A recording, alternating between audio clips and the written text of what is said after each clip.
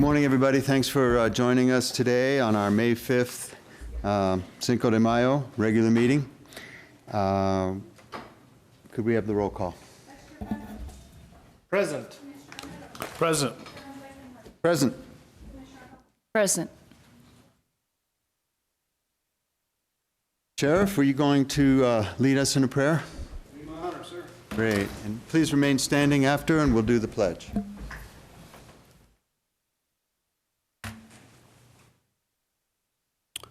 Our Father in heaven, thank you for this day and all that you've already given us.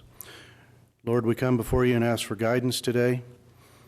Help us make the correct and best decisions for our community. Lord, and I ask that you be with those that are serving our country and that you be with them when they return. In Christ's name, amen. Gomez, could you lead us in the pledge? To the flag of the United States of America, and to the republic for which it stands, one nation, under God, indivisible, with liberty and justice for all. Thank you.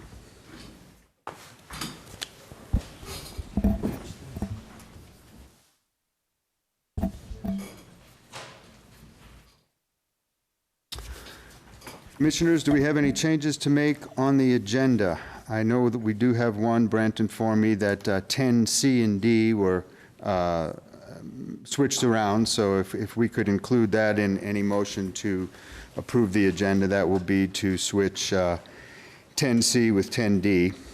Mr. Chairman, Commissioner Fambro. along with that, I'm going to ask that when we get to it, if they're not here, I had a request from Mr. Ray Corral to bring the new Forest Supervisor into a discussion on the fire and fuels management plan, and he wasn't absolutely sure they were going to make it this meeting, so they may show up later, but if we can just keep moving that, and if he doesn't show up, then that'll come on next agenda. Sounds good. So we'll table 8A. Mr. Chairman? Yes. I'd also like to add an item B to Department Matters update in the Taos County Veterans Cemetery, and I would do that update. And where will that go? Under Department Matters, we'll make a B, Okay. 12B.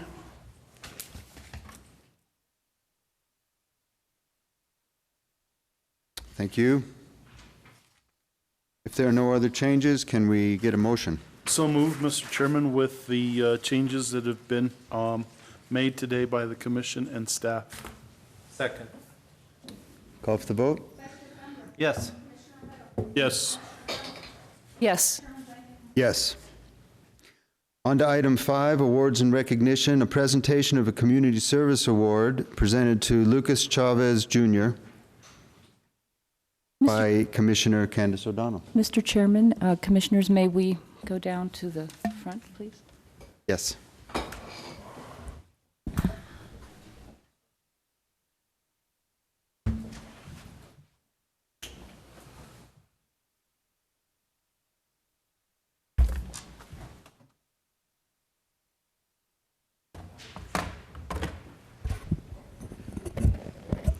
Good morning, everyone. I'd like to call up Lucas Chavez Jr. and Mr. Senior and Orion Servio as we present this award today. And if you could stand so the camera can see you. Lucas Chavez Jr. attends the Chrysalis School in Cañon, and soon he will be in the 9th grade. We are awarding this certificate of achievement due to his unique work effort.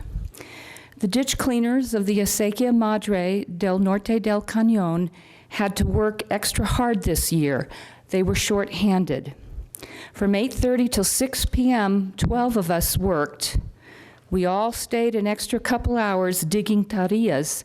Lucas was one of them, who I watched and was amazed at how hard he worked. He never complained, and he kept up with everyone.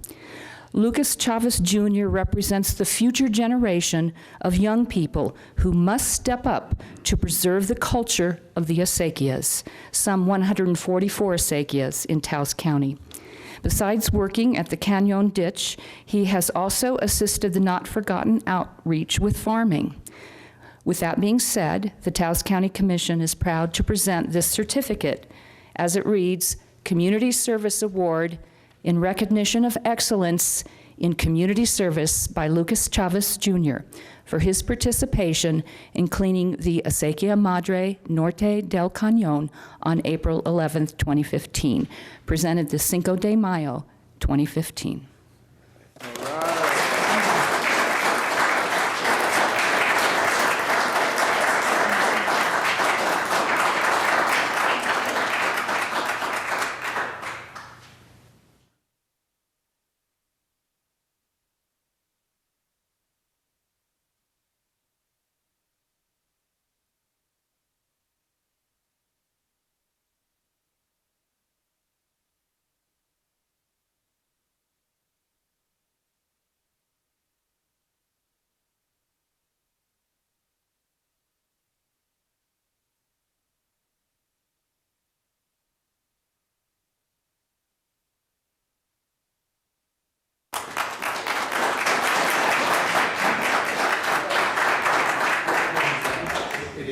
And maybe perhaps we could turn the podium around. If, Mr. Chairman, if Orion Servio, his teacher, might be able to say a few words?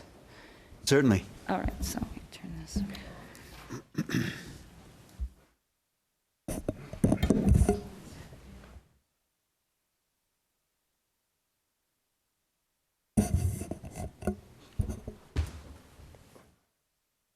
Honorable commissioners and members of the public, we are deeply grateful to be here today to be a part of accepting this award. We especially thank you, Commissioner O'Donnell, for coming to the chrysalis and making your presence known in a Cañon school in your part of the county, your district. I'm not sure how many of you are familiar with the Chrysalis Alternative School. We've been in existence for 21 years, and this year was by far our most difficult and challenging. If you read the newspaper headlines, the trend, the national trend and the local trend has been a defunding of public education. And the Chrysalis Alternative School experienced that most acutely. We lost our agricultural specialist this year, Mr. Miguel Santisteban, who some of you may know, through his efforts in the county to promote agriculture, traditional agricultural practices. But the good news is we still exist, and we exist for a very special and a very specific reason, and that is to serve students in this community who, for whatever reason, have not been successful in a conventional setting. And maybe that's because they have some kind of extreme difficulty in a broken home. Maybe it's because they have a learning disability. Maybe it's because they have social anxiety in larger conventional settings. The deep significance of the issuing of this award today to Lucas for his excellence in participating in community service in a very unique form of agricultural community organizing that's unique to northern New Mexico is that you have given us an opportunity to recognize that alternative education is important, is necessary. Unfortunately, there is a sickness. There's really no other way to put it, no other word. There's a sickness in education policy today. It begins at the federal level, and it finds its way to the local level very quickly and very easily. And that sickness is what we call in the literary fields. I'm the English teacher at our school. We call it a monomaniacal obsession. And that obsession is with the idea that the only way that we can measure student achievement and student success is from the number on a standardized test score. And what that does is enrich test vending corporations like the Pearson Corporation, but what it fails to do is recognize students like Lucas. There are students, I'm sure, who will do very well on standardized tests, But whether or not they can do what Lucas has been able to do, to sharpen his shovel and get out and work all day and demonstrate that kind of work ethic, that's the question. And the fact that we're standing in this democratic chamber and this very honorable deliberative body has chosen to issue an award for excellence for something that signifies achievement that is not demonstrated necessarily by the score on a standardized test is very, very important to us. It means a great deal to our learning community and to the greater community,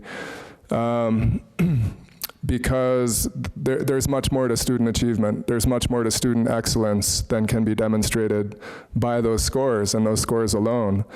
So through all our struggles, which really have culminated this year, the fact that we're still here, that we still exist as a school, that we continue to serve students like Lucas, who maybe looks at a piece of paper and sees Egyptian hieroglyphics because of a disability like dyslexia, and is thrown off to the side by the force of national education policy, that we can be validated at the community level, at the county level, by this body, by this deliberative body, this important democratic body, means everything to us, and we appreciate it greatly. Thank you so much.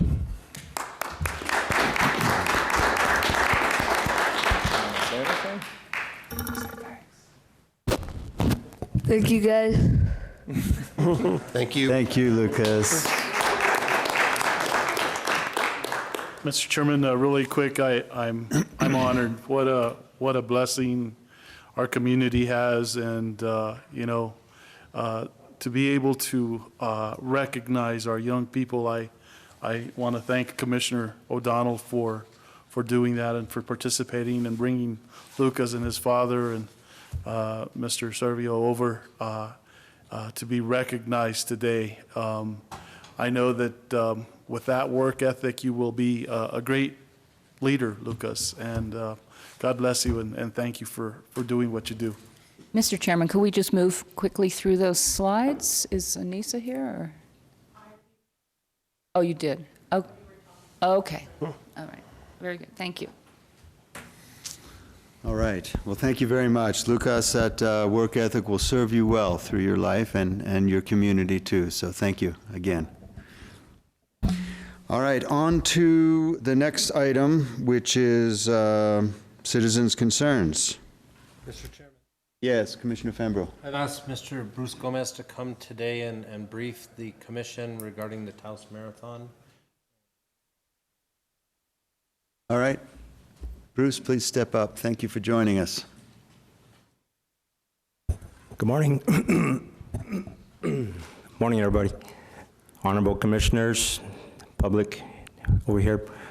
I sent the commissioners, all of you, an email yesterday regarding this marathon that I put together. And we haven't had it in a few years. However, we're going to reinstate it this year. And it's it'll be the 29th year we've had a running event here in town. It's a 5K run, a half marathon, that's 13.1 miles, 26.2 mile run, and a 26.2 mile 5-person relay. And it's served the community in quite extensively in promoting health and wellness for many years. And I've by tradition just had it just the way the calendar started back in 1982 in June, and it always ended up being the first Sunday in June. And I'm here to let you know that we want to continue that, and we'd like to have your support with continuing this event, because it does affect the community, and it's a really good tool for me to recruit young people to come out and run, cross-country track. That's what I do at the high school, and among other things, just promoting the wellness end of everything. And so I understand that there's a company that's planning on putting together an event here, some endurance events here in Taos, and I do not know the details right now, and I know they're out of Colorado, and you'll probably be approached more more about this matter at another time. However, you know, I understand that they're planning on doing a marathon in June and then doing an ultra event later on in the summer, you know, promoting these events here. And, you know, I'm here just to, you know, just to let you know and garner your support, and that I prefer to have this event as it is, and the first part of the month, because I don't, you know, to have two events at the same time, you know, may create issues, you know, both with resources that we have. You know, I have to get a lot of volunteers in the community to help out, and, you know, we certainly do want to work together. However, you know, this is something I've done for a very long time, and that's my reason for being here, everybody, is to let you know that you know, really, you should this planning go through with this other event, you know, I would really like, if possible, that they can have this, if they are going to do a full bore 26.2 mile event, have it, you know, another time. You know, that's the only thing I'm asking, you know, so it doesn't, you know, conflict at the time. So. Commissioner Romero. Mr. Chairman, thank you very much. This is more a question for our attorney, because the marathon is taking place in various public and reservation lands, including Taos County roads. Is there some sort of a permit that is required from Taos County to allow marathons to take place, maybe to protect the county from any liability if there were an accident on a pothole, on a sidewalk, or running into a tree, or whatever may occur? And is it possible for us to be able to control the dates as to when these marathons actually do occur? And that is the question that Mr. Gomez has here for us today. I am very familiar with the marathon that he's put together for many years now, and wish him success for this year. And I do recognize the concerns that he has, because if it is taking place the same time that another marathon is taking place, does that cause a lot of turmoil, a lot of activity that the Sheriff's Department, the Town of Taos residential police or reservation police may not be able to handle so much going on Taos streets, county roads, reservation lands? Any thoughts on that, Mr. Malone? Commissioner, the only ordinance that I'm aware of that may be applicable, and I can't give you an answer off the top of my head because I didn't anticipate this question, but it would be our land use regulation does have provision for temporary events. Whether it would apply to a marathon, I would have to review the land use regulations, and I'll get back with Steve and with the commission. Okay. If I can make a comment there, what happens is before I even actually have an event, you know, right now, I take out insurance through the USA Track and Field, and it's a $1 million liability insurance, and it covers all entities involved, and that would be the town, the pueblo, the county, and also the organizers, and it's a really good setup, and I cannot proceed with doing that without first getting that in step, and then I turn it into the State Highway Department, and then they issue an okay with that, and then from that point I would contact the Sheriff's Department to make all the details, all the arrangements, you know, with the town and what have you, and that's how I've always done this, you know. So it's not like something we just go in and do, you know. There's set policies that have to be adhered to, you know, for that very reason the question that you asked. You know. Well, thank you, Bruce. We'll see if there's any influence we can have on this matter so that they don't coincide. I've still got all of my old Taos Marathon T-shirts. And I may need you for a water station, so be it. All right, yeah, I can't really run anymore, but maybe I can get some water out there. Mr. Chairman. Commissioner Fambro. Yeah, I've driven past your marathon on numerous occasions. I didn't drive all 26 miles, but Bruce, if anything that we can do to help keep a tradition like this alive, we will do. If we hear anything, I'll personally get in touch with you. Thank you very much for your time. Appreciate it. Mr.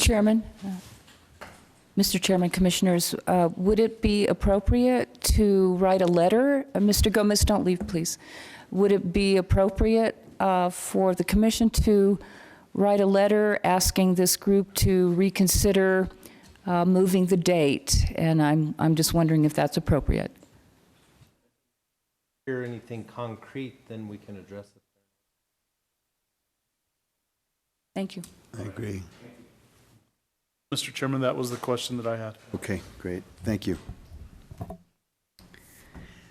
Anybody else who would like to address the board? Harvey?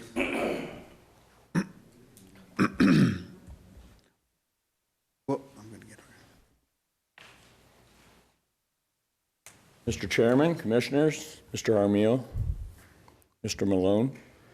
I haven't been in front of you in quite a while. We've been very busy at the shelter, and I wanted to give you an update on where we are and our plans for moving forward. You know, our journey started back in November of last year, and we've come a long way, accomplished a lot of new programs and innovation at the shelter. It's an important part of the community and a necessary part of the community, and it's something that everyone needs to be aware of and everyone needs to take a stake in. I wanted to talk first about our shelter health. Dr. Heather Fox is our vet of record. She's been there since September of last year. We chose Dr. Heather to lead our medical team because Dr. Heather takes a very holistic approach to shelter health. Rather than a lot of traditional veterinary practices, we practice all styles of medical procedures to keep our animals healthy. She's taken she's created a situation with our staff to create medical protocols, health and safety protocols specific to the animals, the overall facility, and to be in compliance with the State New Mexico Vet Board. She works in cooperation with the local area vets to deal with traumatic situations or anything that's beyond shelter capabilities at this time. Dr. Heather works with Salazar, Taos Vet, and Angel Fire to take care of surgical and traumatic needs that come up. Our surgical suite at the shelter is currently not available. And at this time, we've chosen not to open our surgical suite again. It's primarily a financial issue. Our priorities are in other areas. As a shelter trying to be innovative, one of the things that we're doing is she's being certified in zootering. I don't know if you're familiar with that. Zootering is a method of providing an injection to male animals, much less invasive, not the surgery, and will accomplish many of the same things for the sterilization process. It'll be used very sparingly and in situations that are a perfect match. It's not for every situation. Where we're trying to reduce testosterone in a dog, typical neutering will be taken care of, but in a situation with a small dog that just needs to be sterilized, we'll probably utilize the zootering. Just another tool in our bag to make us a little better. Dr. Heather also serves on our euthanasia committee and is an active participant in that. I want to talk about facilities. You know, we've gone through a lot of renovations at the shelter. As many of you are aware, the shelter's in pretty bad shape, and so we've spent a lot of time and money trying to get compliant. That's not only with Taos Code, Town Code, and the Veterinary Sheltering Board to meet all their requirements. So we've taken a lot of initiative to get things up to date. We've had some very generous donors come forward with specific donations, so we've been able to upgrade our laundries. And when the time in our laundries were upgraded, at the same time the infrastructure was upgraded, so we had to tear out the walls and deal with old mouse issues, and ceilings were taken down, insulation was replaced. There was a lot of extra work that went into that to make sure that the shelter is safe and sanitary. At the same time, the kitchen was right next to one of our laundries, and so thanks to Granite Concepts, they provided a new countertop for us, and we were able to redo that room at the same time. So we started at one end of the shelter and got all the way through. We started in the back offices and just started cleaning and sanitizing. And believe me, it's been a major undertaking. The grates in the back of the kennels were put in before the kennels were mounted, and so the grates have never been removed in the history of the shelter. So what we had to do was go in and cut the grates, pull the grates out, and of course what we found inside was pretty ugly. So that becomes part of our standard cleaning protocol. The grates are lifted every day along with the cleaning of each kennel. So when you come into the shelter now, you don't have that smell that many of you may remember if you've been in the shelter. It smells very clean and sanitary. It's important for the overall health of the shelter, and we now have a shelter that is healthy from one end to the other. The occasional upper respiratory that pops up, Dr. Heather has created protocols for our staff and trained our staff so that immediately when something shows up at the shelter, we can deal with it immediately. So we can start the appropriate treatments and get the animals isolated so that we don't have things spreading around the shelter.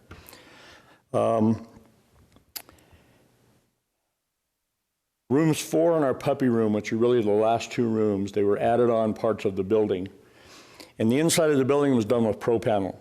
And so after multiple washdowns over the years, the pro panels rotted out. You know, you can see outside, it's a pretty ugly area. We've sanitized it and sprayed it as best we can, but there are rooms that have to be renovated. So we've had a donor step up and offer us the money to renovate those 2 rooms. They're the last 2 rooms in the shelter that really need major renovation. So we're going to get started on that process pretty quick. With that, we're going to go back in with a product that's called Polymax. They use it in goat farms. It's a product that can be sanitized. We're going to use that for the walls in there and then change the whole setup in room 4. Room 4 is our isolation ward. So any animal that comes into the shelter goes into isolation for 10 days. That's the incubation period for most illness. It protects our shelter and protects the public. So for instance, we had an animal that came in several weeks ago, very sick, and we immediately isolated that animal, did the blood test, did all the things necessary, found out the animal was carrying a communicable disease. It was reported to the state epidemiology got involved. It helped us with the protocols to keep it contained. But these are the things we're faced with. So this animal stayed in an isolation pod and we nursed it back to health. And so, you know, the animal's healthy and that was curbed before it spread. Along with that, we worked with animal control to go back to the area where the animal was found and inform the people out there that have animals to be aware. It's a rodent spread disease, and so it was necessary for us to get ahead of it. So it's not something spreading around the county. So we were able to get that done as well. But those are the things we deal with every day coming into the shelter. So we're trying to be very proactive in how we deal with anything that comes in. The isolation area becomes really important. So in this renovation that we're doing, we're creating an exterior door to provide its own entrance into that room and create a true isolation area that will protect our incoming animals. The exterior of the shelter, the mechanical systems, and some of the areas in the pod still have some work to be done, primarily the compliance issues. Going forward, we're going to have to, at some point, put in a fire suppression system, which is something that's on the books down the road. So there are some shelter improvements that have to happen going forward just to keep the shelter safe. I want to talk about the cattery for a minute. Our cattery manager, Felicia Valencia, she's one of those folks that we brought back to the shelter that had been at the shelter for some time prior. And Felicia, along with the staff, adoption counselors, and our volunteers, we reduced our cat population from 97 cats to 34 cats and kittens. We have 3 nursing moms. We have 2 moms with kittens right now, and we are in the middle of kitten season. So when kittens come in, we immediately try to get them into foster location, taken care of right away so that the kittens can get weaned and then we can move them into the adoption process. Those were all adoptions from 97 to 34? Yeah, adoption, yeah. Wow, that's great work. Yeah, and that's, you know, the objective is to reduce the numbers. You know, we started with 126 dogs and 97 cats in November. So we're down to 66 dogs and 34 cats right now. We actually only have 10 adoptable cats. We have 12 ferals that are going to Santa Fe for spay-neuter. And then when the ferals come back, they go into what we call a barn cat program. So we provide them to ranchers and farmers who need cats out around their property. They're outside cats. They're tagged, spayed and neutered, and released. These cats came from the town of Taos. There was a colony of 35 cats that were in a trailer park, all feral. So they've been bringing them into the shelter, and we're getting them fixed and then getting them back out. So that's another one of our processes we put in place. The cattery is free of any disease, and it's healthy. We value customer service above anything else. You know, treating our customers and the public with dignity and respect is everything. And so we've created an environment where when people come into the shelter, it's a place they want to be. They're welcomed. We treat them as adults. We treat them with respect. And with that, we get respect in return. It's been extremely helpful. We have regular meetings with our volunteers in shelter management. Our volunteers are directly involved in some of our decision-making processes. They're a very important part of the shelter overall, a very important extension of the shelter. And they dedicate a lot to the shelter. Our leadership meeting happens weekly. We have a full staff meeting weekly, and our euthanasia committee meets weekly. Procedures are in place to ensure the documentation of each animal is current and complete, including medical information and behavioral assessments. Each animal has a profile developed, which includes any issues they may have and a training prescription to help them become adoptable. We offer low-cost vaccines, microchipping, pet tags, and some other services to the public. We continue to cover the cost of low and no-cost spay-neuter to the public. Whenever we get a load of puppies, people walk in with a box of puppies, the first thing we ask is, where's the mom? You know, let's get the mom fixed. We have a program called Last Litter Program where no more litters. So we'll pay for the spay-neuter, and then we don't have to deal with this anymore. That comes out of our operating budget. We really should come from another area, but right now we think that's the most important thing. That's really the only thing that's going to reduce intake to the shelter is additional spay-neuter. I'm a firm believer that the less fortunate should be pet owners. They're some of the best caregivers out there, but they need help. And they need help to be good, responsible pet owners. And so I think that's a responsibility of us as a humane society and a shelter to provide that. So we continue to do that even in the face of a short budget. Our adoption process has changed from a 5-page document to a 1-page document and contract. We treat, again, people as adults. Our adoption counselors interview and ensure that animals are going to the appropriate homes. A good example is Dozer, the bull mastiff that came in from animal control. Huge dog, 160 pounds. We probably had 50 people in Taos County that wanted that dog. But it's not a dog just to have a big dog. Dozer he is a formidable animal and needs to be in the right place. So we did a search and we found just the perfect place for Dozer rather than just putting him out for adoption. So we take great care in making sure that these animals are in the right place, in the right home, without being judgmental. It's not about judgment, it's really about living conditions and the things associated with adoption. Their ability to take care of the animal, their willingness to do certain things are important. For our long-term dogs, the adoption process we changed to a multi-step. And what that requires, because most of our long-term dogs, you know, we started with 54 dogs that had been in the shelter for over 2 years. To me, that's unacceptable, it's inhumane. Never happen again. We're ensuring that. But those 54 animals had to be dealt with. And animals being in the shelter that long learn a lot of bad habits. They become shelter dogs, and they're big dogs, they can be dangerous, and so they have to be rehabilitated. And that's the process that we took on. When people adopt these animals, it's a commitment on their part to follow this step process. Multiple meet and greets have to happen with them and their families. We send people to look at their living conditions. We look at the containment issues for the animal. We look at every aspect of it. And then these potential adopters are required to take the training that our volunteers and staff take to ensure that the training moves forward with that animal. The idea is that the animal is successful in the new adoption. And so that is a process that we put in place that's working very well. We have 38 of those 54 animals are now in homes. We have 8 animals in the shelter right now that have been there for over 2 years. We have 16 that have been in the shelter for over 1 year. They are our priority. And that's where we spend a lot of our effort. If the animal has a history, it could be a bite history, it could be an animal aggression history, it could be a small animal history, it could be lots of things.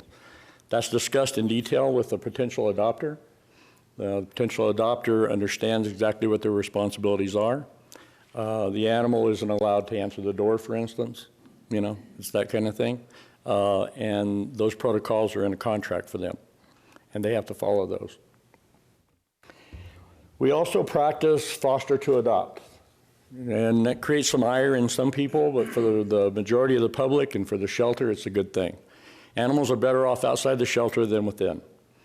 When we do a foster to adopt, it's a trial period for people to take the animal and make sure that the adoption's going to work. Once the adoption's final, it's pretty final, so we do foster to adopt. We also do foster to adopt if we're waiting for a spay-neuter appointment so that the animal can get spay-neutered. This contract is very specific to the owner and allows us the opportunity to pick the animal up if the contract is broken. We haven't had any issues of that. There's also a discussion about small kittens and puppies and the age that they should be spay-neutered. There are varying opinions there. I have an opinion that the animals should be a little older before they have spay-neuter. There are some that believe they should happen when the animal becomes 2 pounds. There are vets in Santa Fe and Espanola who will spay-neuter them at 2 pounds. Our local vets won't. So as part of this process with Dr. Heather, we felt it was a win-win to utilize our local vets and allow them to enjoy that business while our vet stayed focused on shelter health. We've created programs, Seniors for Seniors, where we take our elder dogs, who are the hardest to adopt, and we place them with our elder citizens. It's a free adoption for them, and it's a good program that helps our older dogs get in homes. The last litter program, which I discussed, we have Black Friday, which is a special for black dogs. Black dogs are always hard, and then we have our barn cat program. We're working with community partners such as Blue Sky, Taos TAC, PetSense, Coldwell Banker Lotto Realty, Taos News, PetSmart to help us put these animals out there and get them adopted. We work closely with the Humane Society of Pikes Peak, New Mexico Dog, Kindred Spirits Sanctuary, Daisy Farm Sanctuary, Big Bones Animal Rescue, and many other rescue partners and sanctuaries to provide additional outlets for our animals. Adoptions are double over last year. Return to owners are up about 90%, and transfers are close to double. I want to talk about training. You probably all have heard about the training program that we implemented. It was a risky situation, but the animals that were in the shelter needed an opportunity to get a chance to live. There was some discussion about just euthanizing all these animals and getting them out of the shelter, but that's not an option. And in my outreach to the community and all the people I've talked to, I found one person that feels like euthanasia is the answer. Euthanasia needs to be a balanced approach, needs to be done for the right reasons, medical, extreme aggression, people aggression, those kind of things. We take that very seriously. When Delinda Van Brighton came forward and she and I sat down and talked, she's a private dog trainer. She's also president of Taos Search and Rescue and trains search dogs.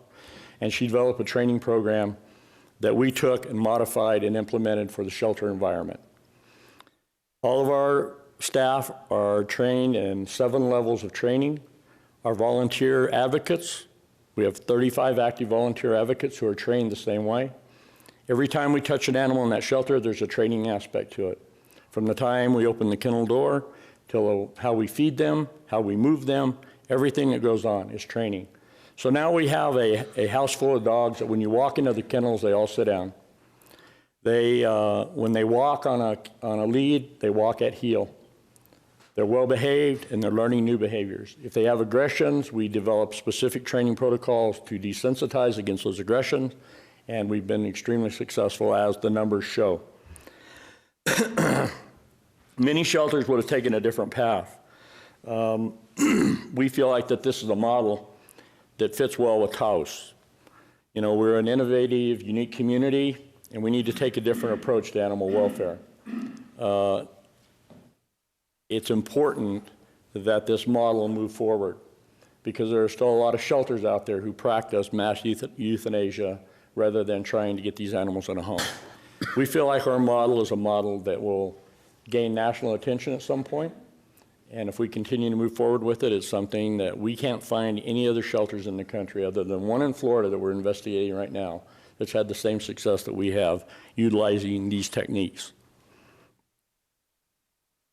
Every dog is assessed to determine its behavior enrichment training. The profile is updated weekly. So as our advocates and volunteers work with these animals, they create an updated profile every week on the improvements to the animal, which gets us closer and closer to the adoption. All of our incoming dogs, the minute that they come in, they are starting the assessment process immediately. So they go through a full assessment on all behavior. When they're brought into intake, they're inspected for abuse, they're inspected for health, they're inspected for all of these deficiencies that might keep them from going in a home. During that assessment period is when we determine whether an animal is going to be able to go into the training process or whether the animal should probably be humanely euthanized. That's a tough one. You know, a lot of people believe every dog can be saved. And every dog could if you had the right circumstances. But when we have the animals that are extremely aggressive, that have attacked human beings, that have hurt children, things like that, you know, it's very hard to put that animal in a home and feel secure that it's going to be okay. So when we go through that process, you know, we're very serious about it. Our goal is that no animals in the shelter longer than 60 days. We're on track for that. Currently, our rotation of animals is about 16 days. So new intakes that come into the shelter are out of the shelter within about 16 days, right? Any animal that needs to move forward with additional training, we go through that process with them. But the idea is that any training that's required of a dog is completed in 60 days, and that dog is moved out of the shelter. Looking ahead, our management and leadership teams are operating the shelter with a vision of responsibility, fiscal responsibility, while meeting safety and health compliance, giving every animal that enters the shelter the chance to live. This requires a dedicated operations team and ongoing facilities maintenance. Our operations team consists of Monica Corral, Cassie Wagner, Martina Trujillo, and Felicia Valencia. For those of you who don't know, Monica is my daughter. She and I have worked together in the past rebuilding struggling businesses, and Monica's business prowess and credentials stand on their own. She's helped organizations around the country redevelop, reorganize, and move forward. Monica's credentials are impeccable. She's been in Taos for over 16 years serving the Taos community. She served as an operation manager for 2 major U.S. corporations and has been responsible for those businesses to grow and prosper.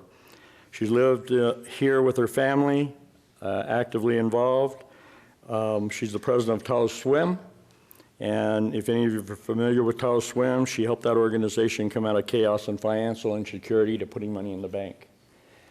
She's worked with on the vestry at St. James Parish. She is a district director for Girl Scouts and has helped to bring the Girl Scouts in northern New Mexico to an organization that serves a lot of young women, an organization that was almost dead.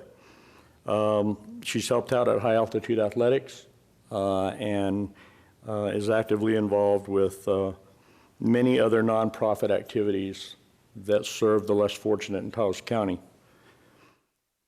She's had a major impact on the improvements at Stray Hearts and has taken a leadership role in helping the shelter move forward.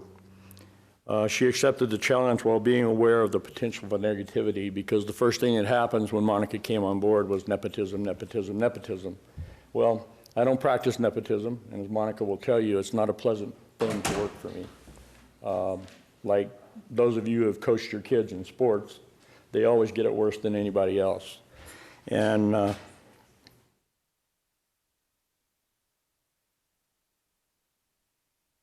we're all grateful to have her there. Staff supports her, the volunteers support her, and the community supports her. I've been diligent in keeping a transparent and open organization. It's been really important. The past of the shelter, the cycles of the shelter has to stop. And we're developing a plan to keep that from happening again. We have an extremely committed group of people from the board of directors down. People that come to the shelter and work for $8 an hour.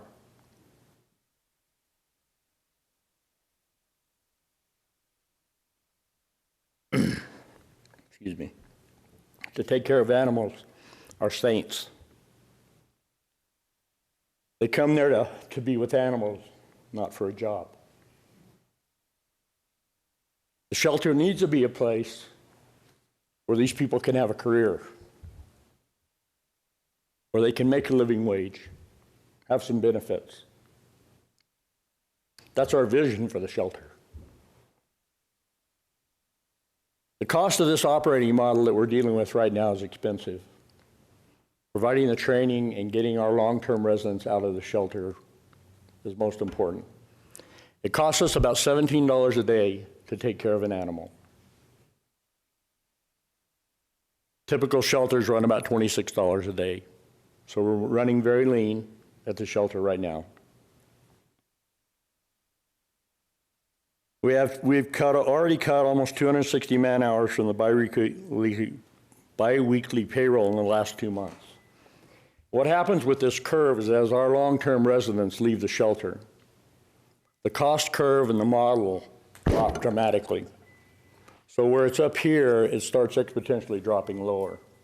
So the cost of operating the shelter is going to reduce as our long-term residents leave. That's the model that we created. So short term, we need help to get past this. That's what we're after. Our contracts with the town of Taos and Taos County require us to take in all stray, abandoned, abused, and owner-surrender animals. That's 100% of shelter intake. The income from those contracts provides only 34% of the shelter's operating income. 66% of our operating budget is funded by generous donors, and we appreciate every one of them. We're asking donors to help us build our capital and reserve funds. The reserve funds are necessary and essential for the fiscal health of the organization because our cost model is very flat. Our expenses don't change a lot every month, but our income looks like a roller coaster. So our radiothon is upcoming on May 14th. It normally happens on March 18th, right? But this year it's May 14th. So we have a radiothon and then we go pay all the past bills. And then we're broke again. And then we struggle along till our next fundraiser. Reserve funds are necessary to get on the backside of that. The reserve funds are there, business runs smoothly. Expenses are managed and controlled, revenue is the same. As we have a radiothon or a fundraiser, that money goes back into the reserve account and refunds it. So the shelter runs nice and smooth, and it's a shelter that's financially stable. That's what we're shooting for. Our donors are also helping us to take care of our mortgage that's due in September. We have a $205,000 balloon that's due in September. So we put a lot of burden on the donors. The wealthy and the not so wealthy are really supporting 66% of the shelter operation. It's time for Cuesta, Red River, Peñasco, Taos Ski Valley, Taos Pueblo, Taos County, and the town of Taos to step up and pay their share.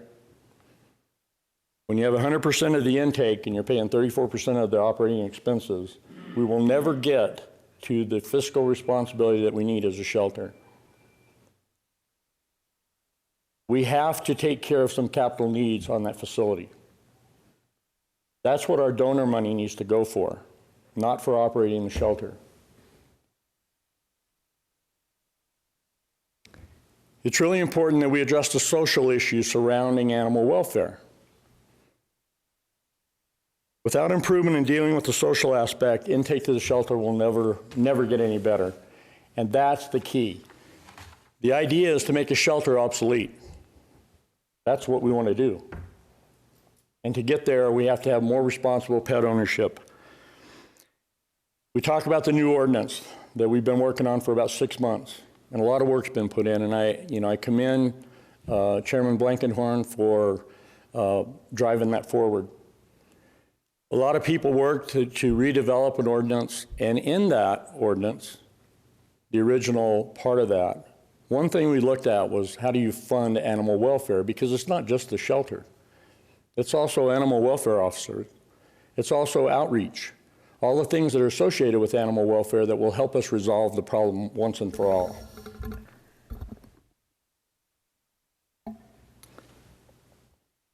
Every household in Taos County has got to be provided with information about the new ordinance when it goes into place.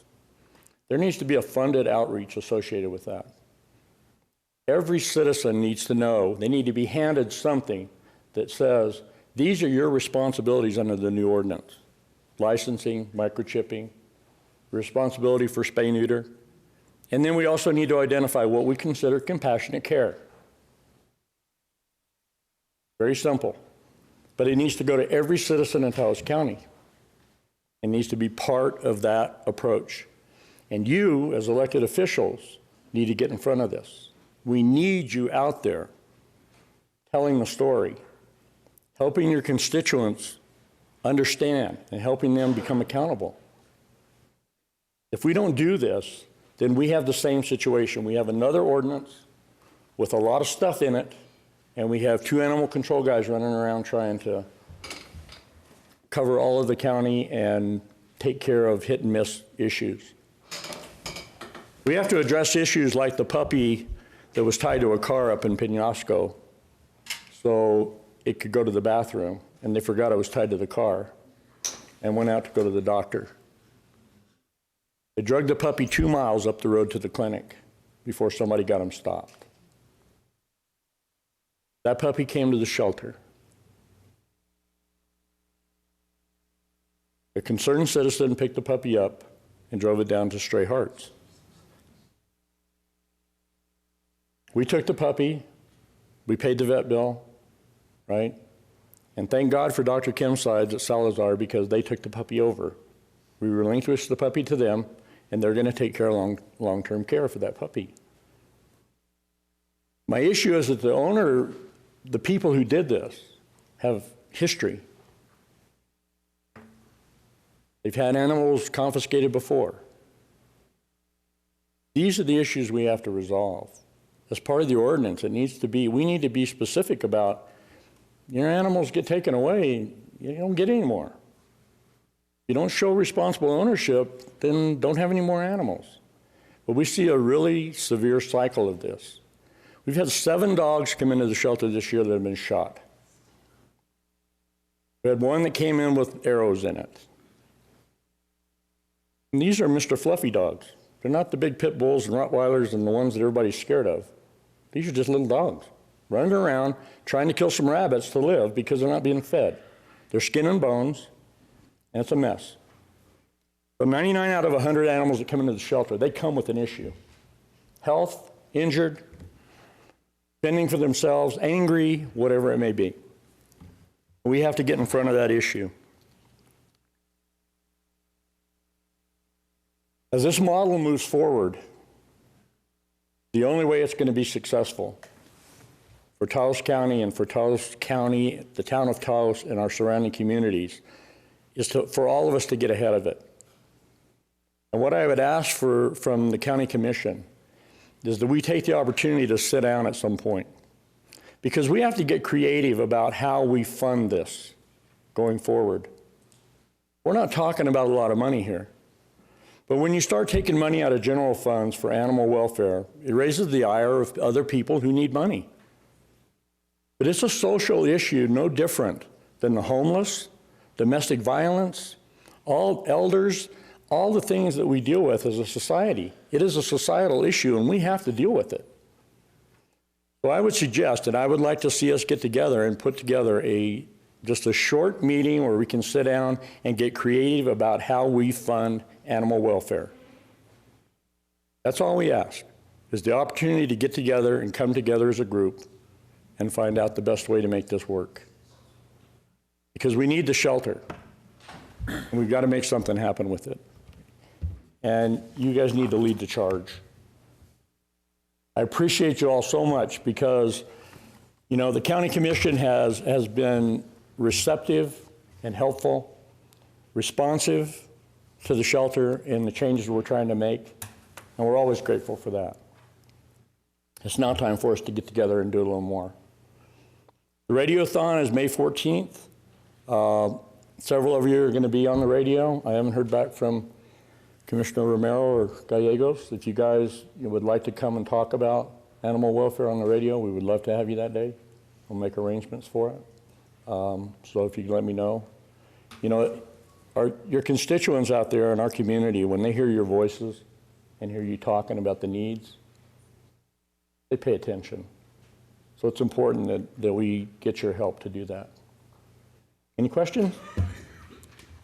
Well, thanks, Harvey, for all the work you've done.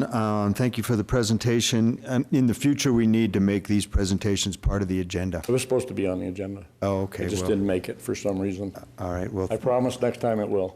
all right, but we do appreciate all the information, and I do have a couple of questions. You know, of course, controlling the animal population is critical to everything you've talked about, and there's a concern that there's no capacity within the shelter to perform spay and neutering. And that can't work towards controlling the population. That has to be something that allows animals to procreate. So how do you plan to address that? Well, currently we're using local vets, Santa Fe Humane Society and Espanola. Right, I understand the uses that you have now, but the problem is that, you know, some dogs or animals have to wait until an appointment can be set up. That increases the cost to the shelter, $17 a day. When the foster animals go out, they don't go out spay and neutered, and so the possibility exists for somebody to get some animal to get impregnated, and it seems to me that it's an issue that needs to be addressed, that there has to be some capacity within the shelter for performing the operation. You know, we have a surgical suite, and we made the conscious decision not to open that surgical suite at this time. It's an expensive proposition to get the surgical suite open again, the certification of all the equipment, the vet, everything getting in place to make that happen. We felt it was a better use of our funds right now to get our long-term residents out of the shelter. Yeah, that is the number one problem right now. I understand Every that. animal that goes out of the shelter goes out spay-neutered permanently. Right. Now, yeah, the 24 dogs that have been there for a year to 2 years, that's $150,000 a year. Right there, that eats up everything Taos County gives you. So obviously that's an issue that you have to deal with. Appreciate the fact that you brought them down so much. Obviously, you still got some work to do, and I appreciate all the innovative ways that you've dealt with that problem. Well, they're moving quickly because we have, right now, I think 14 that are slated for transfer this week out of the shelter of that group. You know, so those numbers are changing dramatically. And getting some of our most problem children, I call them, out of the shelter was critical, because as we started this process and as these dogs get into the training, they are moving rapidly. There are adoptions every week out of that group. So this cost curve that we talk about is dropping like a rock. For us to be able to cut 260 man-hours out of the schedule in just the last 2 months speaks very closely to how that curve is changing. So we're going to be there very shortly. The surgical suite is on our agenda, it's on our plate, it's something we want to do. People's concerns about foster to adopt, if it goes into a responsible owner's home right? And that's what we do with a contract that tells them that if it isn't done, we pick the animal up. We haven't had one instance, not one, of an animal not getting done. It doesn't happen a lot. We're on the we're working to have every animal in the shelter spay-neutered. So any available appointment, and this weekend we're taking 12 cats to Santa Fe because they're really the only people that can handle ferals. Our vets couldn't handle ferals. So they're all going to Santa Fe to have that done and get them prepared. So, Commissioners, any other questions for Mr. Chairman? Mr. Yocum? Yes. Commissioners, I'd like to point out that we are under state law to provide care for animals. And unlike, giving money to other groups, we do have a obligation handed down to us, to the counties, to provide care for the animals. So I had mentioned in the budget hearings that I would like to revisit their budget. I would like to see if we can give them an increase anyway, and if we need to have another work study to do this, then I'm willing. But they've had a flat budget given from the county for many years, and I think it's time that the county step up any way we can to give them additional funding. Thank you, Mr. Chairman. Thank you. Commissioner Gallegos. Yes, how many cats or dogs do you get from Cuesta? oh gosh. What's the zip code in Cuesta? 87556. I think out of the Cuesta, San Cristobal, up the mountain, I think last year was probably about 330 cats and dogs. Out of? The Cuesta, that area up there. Okay, so. That part of the county. Right, so. Out of the Cuesta community. The Cuesta community, there's none. Yeah, out of the Cuesta community. Most of those animals are brought in from concerned citizens, people who pick them up and bring them down. Okay. It's been my understanding from the animal group, Friends of the Animals in Cuesta, that Cuesta was not allowed to bring any dogs to Stray Hearts. And based on the idea that we're looking at, we implemented a $4 fee at our motor vehicle to help with EMS, animal control, recreation, and streets. So we're building up a little bit of a coffers. So if this ordinance happens, joint between the county and the town, the village of Cuesta would probably be able to contribute something to that. So we're being a little bit proactive, waiting for this to happen. We definitely would want to be participating in helping Stray Hearts out, but at the same point, I think that we need to reevaluate if the village of Cuesta can bring, or if they have. In the past, I really haven't paid too much attention as a councilman. I kind of thought that our mayor at the time was probably taking care of some of those issues. So I'd like to readdress that with Stray Hearts and see if it's something we can entertain. And, there might be some funding, not very much, but it might be able to take care of a couple of animals as things grow. So, yeah. Northern New Mexico Friends of Animals and Jim Vaughn and that group up there have done a great job of trying to help with that animal welfare problem in the Cuesta community. They've done it pretty much on their own without a lot of help. One of the things that's happening now is that we're all trying to work together, right, to one common goal. So if they come in, if animal control works that area, the animals come in that way, concerned citizens bring them in, like I said, and then, Jim works really hard to get any animals that come in out of the community right away. The shelter's open to Cuesta, and okay. I don't know that it never has been. I'll pass that on. I appreciate that because I think that, it's very easily for those Friends of the Animals to take them to the county line, to Cerro or down the road to San Cristobal and drop off the dog and say, let the county handle it. I think the Friends of the Animals have been really working hard and trying to make sure that, the dogs don't know where the boundaries are, so they just take them in and they do the best they can with them. So I just appreciate the opportunity to reopen that discussion again. Yeah, we have a dialogue open with Taos Pueblo now, which hasn't been in quite some time. And a meeting's trying to be coordinated right now between Mr. Archuleta, Mr. Bellis, and myself with the risk manager at Taos Pueblo to start some conversation there as well.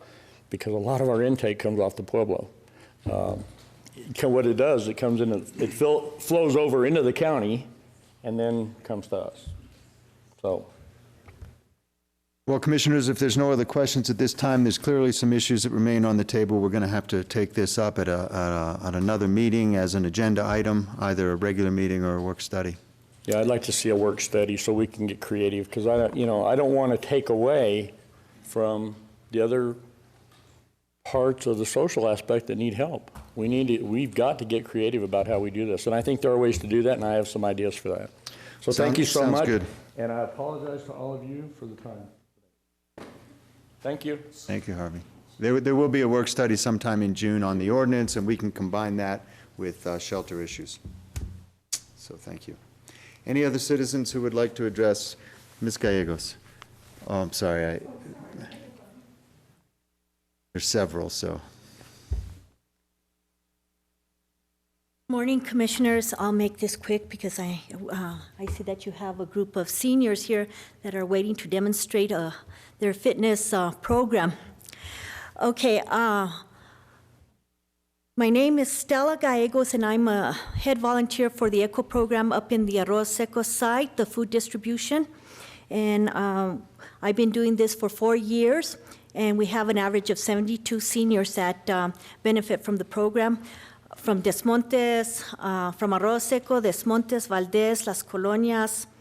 And what brings me here today is one of our seniors, Medalia Martinez, who is sitting right here.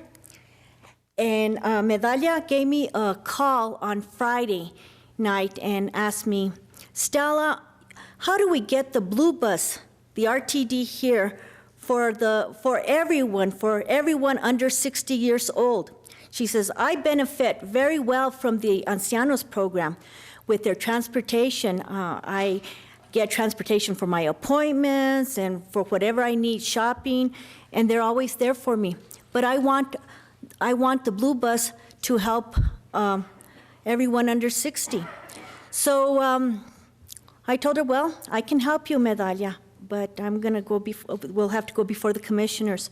So first of all, thank you, Mike, for doing such a wonderful job with the Ancianos. I hear good things about you, about your program, about the fitness program that Debra Villalobos also has, and all the activities for the Ancianos. We need it. It's a very good program. Okay, well, the blue bus goes all over. Peñasco, Mora, even Mora, Cuesta, and even to Tres Piedras, I hear. And the Chile line runs to the Taos Valley. But this is for the tourists, and for the workers that work up at Taos Valley. So what we need is transportation for everyone that needs to come uptown. And I spoke, Mike Trujillo gave me some good information yesterday, and I was able to speak to Gary Gwynn, and Stacy McGuire, and they said, we have no problems of going up towards your way, she says, and it's a good idea that you go before the commissioners because you have one commissioner that sits on their board. And I got on the phone over the weekend, and I made a few calls to some of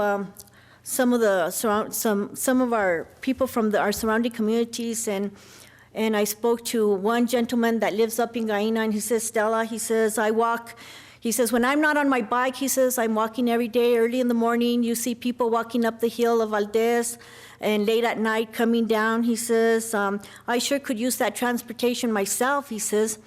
And he says, maybe let's not think just about Arroz Seco, but maybe that bus can also come to Valdez.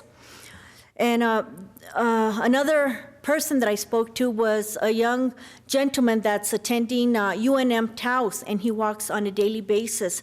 He says, either I get to my classes very early or very late. He says, depends who gives me a ride. I myself give several people that I know coming uptown rides or give them rides back home. Paul Rivera, who is sitting right here, one of our other seniors, he told me, he says, Stella, he says, I benefit so much from the Ancianos program with transportation, he says. But on the weekends, he says, when my son and daughter are not home, he says, I would also like to go into town. He says, maybe grab a hamburger, be in town for a while, and then come back home. So we need support for this program. Medalia Martinez, in 2 days, she gathered a petition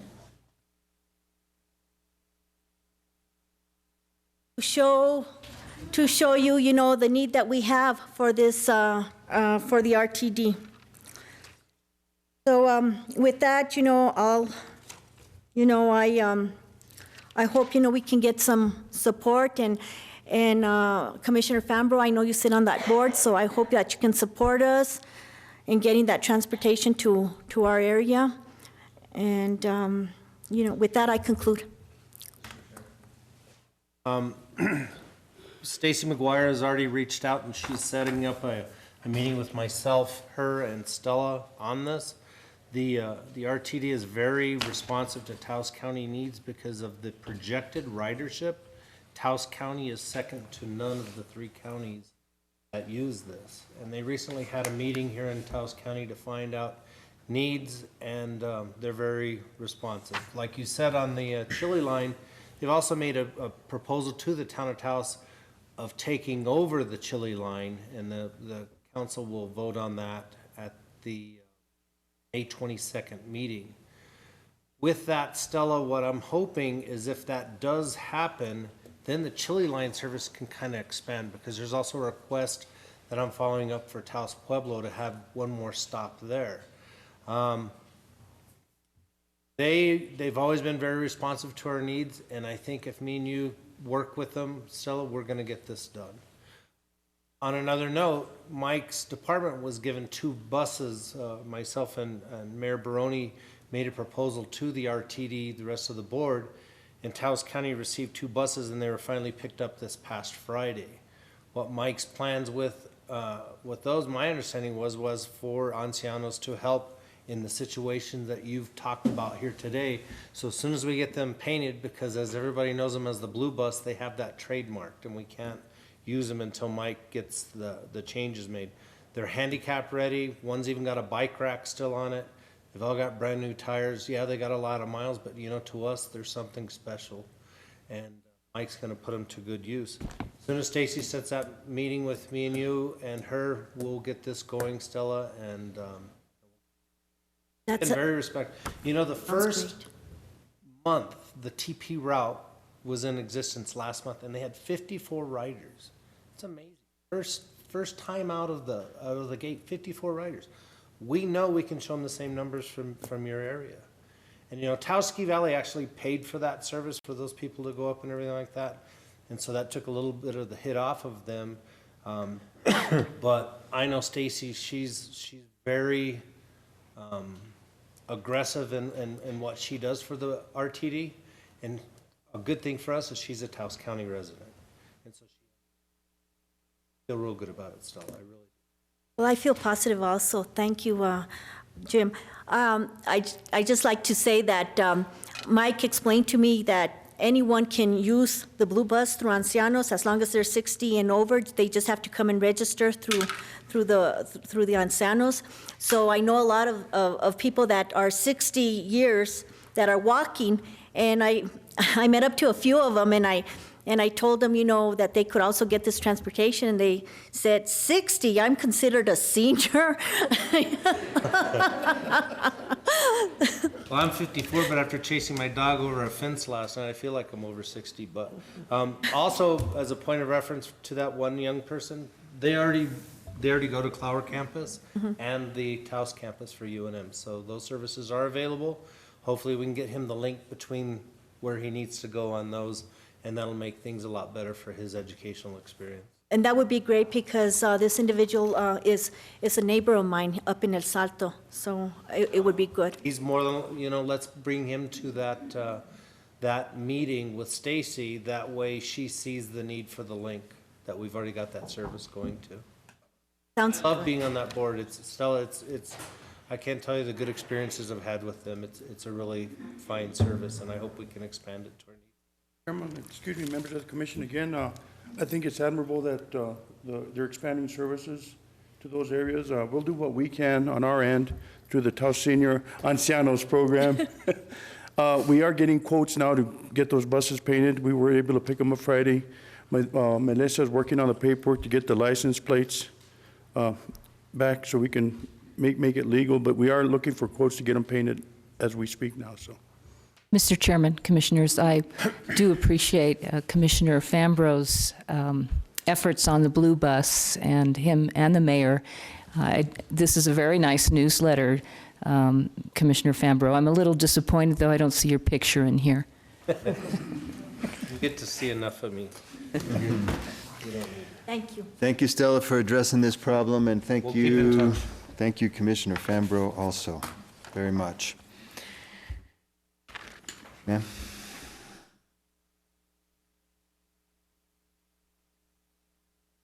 My name is Val Stoner, and I have come here with gratitude and thanks from my son Jim Stoner and I for last year voting that we may put a crystal or an obsidian sphere in the plaza. There are many people that I should thank, but I just want to thank just a few of them. Firstly, to the mayors, Dan Baroni, and also for Bobby Duran, sorry about that, and also very much Commissioner Romero, because when this was suggested, or when I suggested that it be done, and you voted and you voted that it could be done, he came to the plaza and we discussed where it should go. And initially we thought it was going to go on top of the courthouse, but he very wisely said that it should go on top of the gazebo. And I'm delighted to say that it was put there on Thursday, the 30th of April. 3 is a very important number. It's a very powerful number. So having put it up on a 3-day, we then decided that on the 3rd of May, we would have a celebration. One of the things that's very important about this obsidian is unity. And I am glad to say that we had an opportunity of various people of various nations to come and help us to celebrate and to bless the obsidian. It was Standing Deer who very kindly gave the blessing. And we had other people to talk about it, people that sang and people that played instruments. And so we were really, really blessed. And about 50 people came to the plaza on the 3rd of May to actually celebrate the obsidian. Now, can I just tell you briefly, just to remind you briefly what it's going to do, or is doing apparently, I understand, for the town. And so the obsidian is a guardian spirit. It will protect the town. Some of the qualities are dispelling negativity, opening new horizons, helping us let go of the past, encouraging us to see the future with clarity, and increasing creativity and joy during this period of transition. I have to say that it also brings love and light. And so, my son and I have been really blessed that you have given us the opportunity to thank this town for welcoming us here. I was very nervous, I have to say, to speak today. So I hope that you accept our gratitude and our gratitude to the people of this town. I went to the high school to listen to the mariachi band the other night. It was absolutely fantastic. So many children learning instruments which are so important in this day and age. And one of the leaders said that actually this band, or these bands, are trendsetters for the world, really. And I've thought that for a long time about Taos, because here you have the solar energy, the passive solar, which I had never heard of until I came here. And I was very impressed about how simple it is to put the windows in a certain way so they catch the sun in a certain way. Very simple. You have the solar radio, which is absolutely marvelous. And that's terribly important, I think. I know, not even think, I know, because the solar energy is really important these days. And also, I feel that as trendsetters, with bringing the obsidian to Taos, which mostly is about unity, and since the Parisian killing, the shooting, the world is talking about unity. They're marching against not having us all as one. And so I believe that you are trendsetters in doing that. And I'm delighted to say that a video is being made of our celebration. And so it was going to go out to the world to demonstrate what a fantastic town this is. Thank you all very much indeed. Mr. Chairman, Commissioners, Ms. Valerie, could you spell your last name? I didn't quite catch it. Yes, it's Stoner, S-T-O-N-E-R. And I have to say that when I first came to America, I couldn't understand why everybody laughed when I told them I was. I now know. We have no idea what.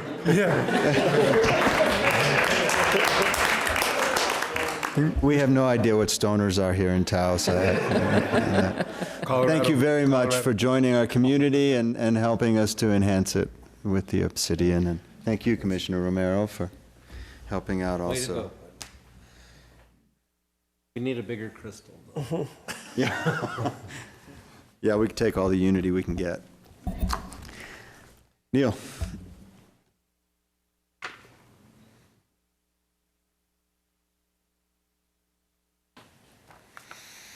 Good morning. Thank you, Mr. Chair. I was here earlier in the week, and I just wanted to deliver a document to Mr. Malone, and we were having a conversation, a respectful conversation upstairs, and the sheriff walks by, and he was shocked that we were having this conversation, and I'm just wondering, is there some memo going around to not speak to me that would make the sheriff shocked? He can explain when it's his turn to come up, but anyways, need a good laugh. Cinco de Mayo, today would have been Alberto's birthday, Alberto Castagna. Chokes me up. He was a tremendous loss of a friend and a good neighbor. Thank you. Thank you, Neil.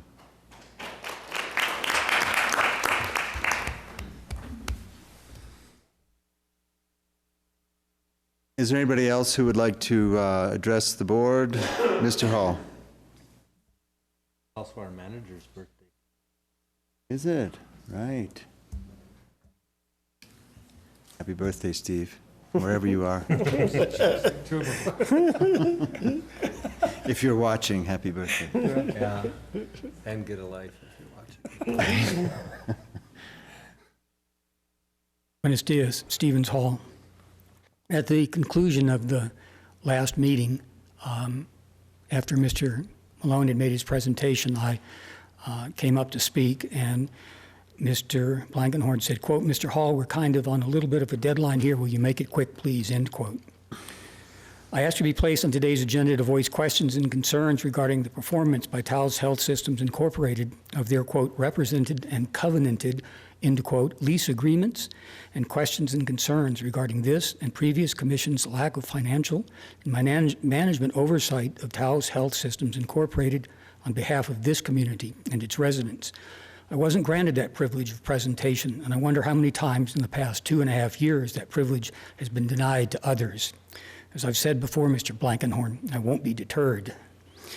My concerns with respect to the lease with Taos Health Systems Incorporated began with Section 4B of the lease, which is about rent payments for medical services equipment. It reads, "The rent payments stipulated under this subsection B shall be at the yearly rate of $80,000 payable by THS, as provided in the next sentence, for the purpose of acquiring medical services equipment for use by the county. By the county. Doesn't say anything about, money being returned to Taos Health System. It says by the county, and providing healthcare-related services to the residents of the county. THS shall make rent payments under this subsection no later than May 31st of any fiscal year of THS. I'll deal quickly with the payment of the required payment of the $80,000 a year rent. This is the indenture between all of the folks that were involved in the issuance of the bond. And it says under articles and definitions and rules of construction, respect to maturity date of the bond. This is, maturity date is defined at section 302.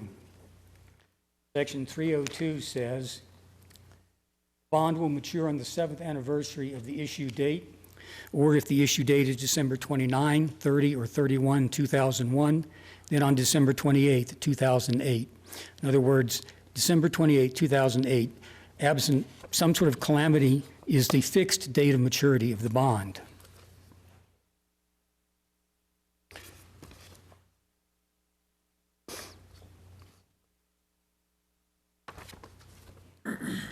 This is a specimen from the same indenture of the amortization schedule for that bond. And it calls for 84 payments, 83 of which are in the amount of $86,117.65, commencing on January 28, 2002. The last payment is on December 28, 2008, in the amount of $2,580,232.54, a balloon payment. I wasn't far off, Bob. I was off by about $80,000. I shared that information with Mr. Malone. So it is clear to me, even absent this sort of smoking gun, that those bonds were paid off.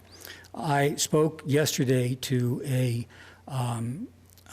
employee of the Bank of Albuquerque, the Corporate Trust Department, asking for confirmation of that very fact. They said that they would look for that information.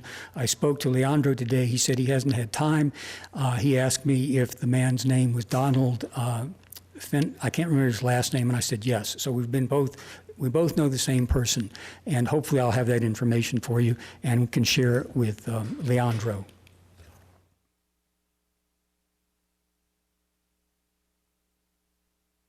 Ms. Neely, in the minutes of 31 January 2011, says, the lease provides beginning in June 2011, the hospital will pay $80,000 a year for the purpose of acquiring medical service equipment and healthcare services that are related to the residents of Taos County. Again, it begins when the bonds are paid off, not at some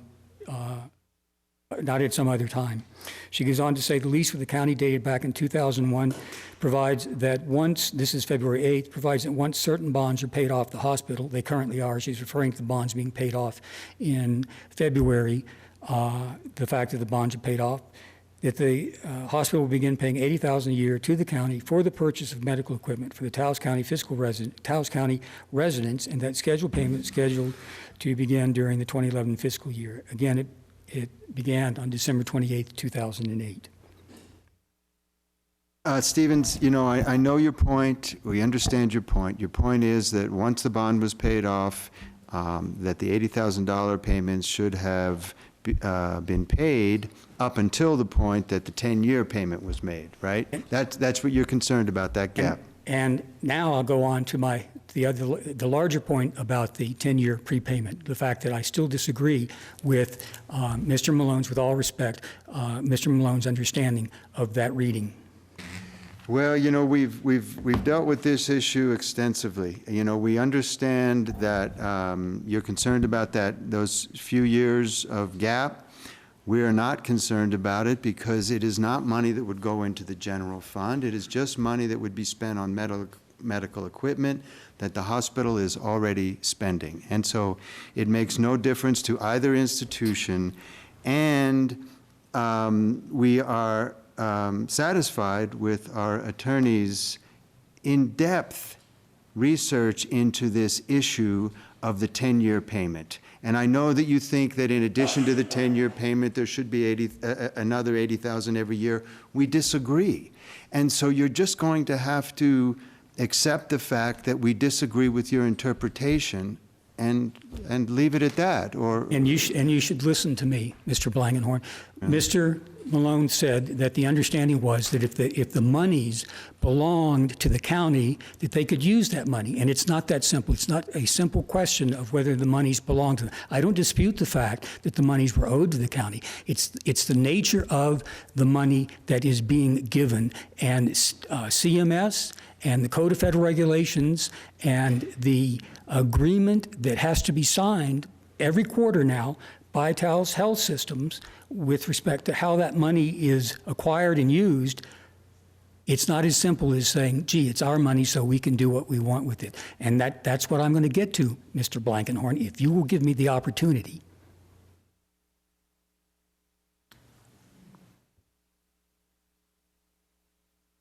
Mr. Malone began by saying, and it's a quote, "It's not a prepayment if you still have to make the payments. The words just don't add up." So that's the start point, end quote. He then read the letter from Barbara Martinez to Peter Hofstetter indicating that in those years, fiscal years, state fiscal years, 2012 through 2021, the county will not accept any contribution, I'm quoting now, the county will not accept any contribution for such year unless HCH pays to the county $80,000 in each of these years for the purchase of medical equipment to be used for Taos County residents in addition to the prepayment of $773,000 paid during 2012. Mr. Malone goes on to say, quote, "Contributions, that's the key word. It's talking about something other than the prepayment. The prepayment isn't a contribution. Contributions are without consideration, without quid pro quo. The prepayment was money that we were owed. We were given money that we were owed 10 years worth in advance. They, CMS, had indicated it was not appropriate for a hospital to just make a contribution to a local government entity, and then that government entity turn around and put that money in the sole community provider fund and get the 3 times leverage. CMS said that it had to be actual money that belonged to the local government entity. And that's the reason that this particular procedure, the prepayment was adopted, because it was in fact money that belonged to the local government entity. It belonged to Taos County. We were entitled to receive that money."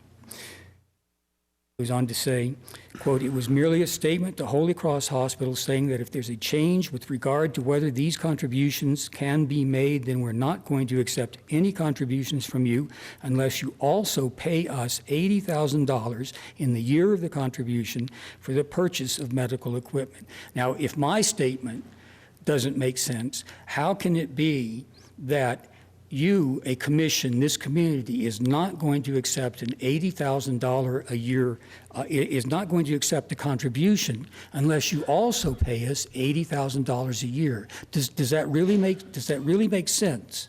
That if Taos Health Systems comes and wants to make a contribution, you folks are going to say, okay, we'll take the contributions, but you've also got to give us $80,000 a year. That doesn't make any sense to me. The idea is that $80,000 is to be used for the residents of this community in providing healthcare related services. So why would you penalize an organization, Taos Health Systems, who wanted to make a contribution by saying, well, if you want to make a contribution, you've also got to make an additional contribution? That doesn't make sense. Black's Law Dictionary defines contribute, and it says to lend assistance or aid or give something to a common purpose, to have a share in any act or effect. And that's what they were doing. They are giving to a common purpose, and that was to increase their sole community provider funding. Mr. Malone went on to say, quote, "Prior to the prepayment, we may have been owed for one or more of those years," end quote. Yes, you were. Mr. Blankenhorn then says, quote, "Even if the bond was paid off a couple of years before the 10-year prepayment, then the $80,000, I mean, even then it's not like money that Taos County gets and puts in our general fund. It's just money that is used to purchase equipment. The money is used by the county. It goes to the county, paid to the county, and the county decides how it's to be used in terms of providing health care related services. It does not say the words do not say, Mr. Blankenhorn, we will then turn around and give you this money for use in capital fund purchases, capital payments. You know, we're happy to turn it back to the hospital because they know what equipment they need. And so I'm going to ask you to cut it off here. This is the same argument we've heard at least 3 or 4 times. We are satisfied with our attorney's interpretation of it. You're taking the contribution out of context. It had to do with the question of whether or not contributions could be tripled. And it's a little more complicated than you're making it. The point of the matter is, and if you'll let me finish, Mr. Blankenhorn. I'm not going to let you finish, Stephen. Then I will uncomplicate it for you. Well, if you will give me that privilege. No. No. You know, I've heard this numerous times. You haven't heard what I'm about to present to you. No, you haven't. Because I'm going to read what you said at the last meeting. You have never heard me read that, ever. I've never heard you read what I said? At the last meeting. But I did say it. So I have some idea of what I said. And I get to remind you of that. Mr. Hall, one more minute. How's that? How about 45 minutes for animal health care? All right? Mr. Blankenhorn said, even if the bond was paid off a couple of years before the 10-year prepayment and the $80,000, I mean, even then, it's not like money that Taos County gets and puts in our general fund. It's just money that is used to purchase equipment. Mr. Malone says that's correct. The lease specifically says that the $80,000 a year payment, once it becomes effective, is to be used by the county to buy medical equipment at the hospital. It doesn't say that. It doesn't say it's to be used by the county for buying medical equipment to provide health care services to the residents of this community. That means they could give it to the El Centro if they wanted to. That would be my interpretation. They could go out and buy another ambulance. They could do that, Mr. Blankenhorn. Mr. Malone goes on to say, so it's money that flows to us and right back to the hospital to fill some of the capital needs of the hospital. I don't think so. Mr. Blankenhorn goes on, and the hospital spends $1 million a year on their capital needs to begin with, so it would not be hard for them to demonstrate that they actually spend that $80,000 on equipment that would satisfy the lease. On January 20th of this year, 2015, Ms. Bradley, the former CEO of Taos Health Systems Incorporated, said, quote, we're going to be preparing a 3 to 5 year capital budget for all of the other pieces of equipment, medical equipment, clinical equipment, that sort of thing, a 3 to 5 year projection of what that is. I think in some discussions in the county study group and so forth, people have been looking at our past capital budget, but that's kind of artificially low because we've been postponing the purchase of a lot of equipment just due to the financial status of the hospital. So your statement, I don't believe, stands in compliance with what she's just saying. What is it you would have us do, Mr. Hall? I would have Ms. O'Donnell ask, what was I trying to accomplish? That's what I want this commission to do what other commissions haven't done, which is to demonstrate the financial and management oversight that the lease allows you to do. All right. Well, thank you for that suggestion. And I can read you exactly what that is. No, you're going to read us the statute? No, not the statute. Let me finish, Mr. Blankenhorn. How long is this going to take? Because we have old people waiting here that have been waiting all morning. And I'm one of them. I'm one we have.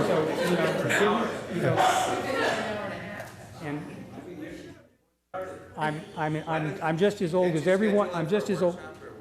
Yeah. Can we? But you listen to all the others. Can you not listen to me? Stevens, you know, this is an old argument. Please relinquish the podium so that we can continue with our agenda. Is there anybody else from the audience who would like to address the commission at this time? If not, we'll proceed. You don't want to look at the request by Taos Health Systems. Mr. Chairman, no, thank you. I ask at this time that we could amend the agenda and bring up item 9B before we proceed with the rest of the meeting, because they've been here. And then maybe do A right after Ms. Pacheco's here. Yeah, 9A and 9B, I'm sorry. Ms. Pacheco's. Both of those right now at this time, because they've been waiting and they do have some place to get to. Okay, and then, so we'll have a motion to amend the agenda accordingly. Is there a second? Second. Call the roll.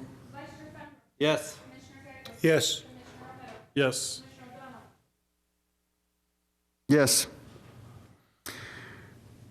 9A, new business. This is a discussion, consideration, and decision regarding the naming of the Chamisal Senior Center History Room after Lorraine Pacheco, and it's brought to us by Gloria Maestas. Thank you, Ms. Maestas. Thank you, Commissioners. Before I begin, I'd like to point out that I provided you with a copy of the Celebración de Cultura, and I'm mentioning this because the picture that you see at the top of that, which is a painted village scene, was done by Alberto Castaña, whose name was just previously mentioned as now deceased.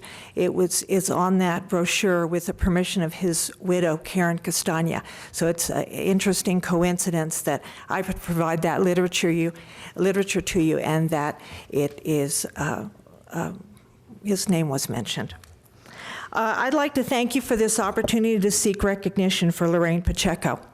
I am here today representing the many signers of the petitions you have in your session materials, plus the dozens of ancianos Lorraine assisted over the years, who I'm here representing because they have passed away. Lorraine's roots were deep in Llanos San Juan. Though she spent her youth in Leadville, Colorado, she returned as a young teen and eventually graduated from Peñasco High School. When she married Joe Pacheco in 1970, as his spouse, she followed him to California, Nevada, western New Mexico, and Yuma, Arizona, as he practiced his profession of mining. And it was in Yuma, Arizona that she had her first employment, where she found herself in support of senior citizens. And it was at that time that she found her niche. She worked with younger folks as a Lions Club event coordinator, but it was her work with ancianos that she found the most rewarding. Lorraine returned because her father was ill. She returned in 2003, and he eventually passed away. Then shortly thereafter, Joe retired from mining in 2004 and joined her in our southern Taos County community. It was in 2005 that she became the site manager of the Chamisal Anciano Center. Lorraine proved to be the ideal fit for our needs. You folks here who reside in Taos perhaps sometimes don't appreciate how difficult it is to work in a tiny community when there's very little opportunities or mediums for communicating. And Lorraine turned out to be a wonderful communication clearinghouse. Every day for 10 years, there were questions: what is happening? Who needs support? When did that happen? Where did it happen? And why did it happen? And she answered those questions daily. In addition, she provided something else. She created, with no money and very little support, no television, no fancy radio, a number of those little things that make a place special. She created an environment that was bright and cheery. There were always holiday decorations. There were paintings and art on the wall. There were cute accessories that made the place lively: plants, colors, and music provided by a little boombox. She opened the center to programs such as bingo, exercise, the pool room, arts and crafts, wellness, improving seniors' coordination skills, etc. And then she invited many people as guests to help raise our awareness of the world outside of us. What about diabetes? How do you treat it? What causes it? Do you have your final plans at time of death? How do you do that? What kinds of insurances are available? Changes in Social Security, health care. She had folks come in to provide, we were the site for voting, and encouraged everyone to exercise our rights to vote. And then, of course, every year there was tax preparation. She invited someone to come in and assist us in preparation of our taxes.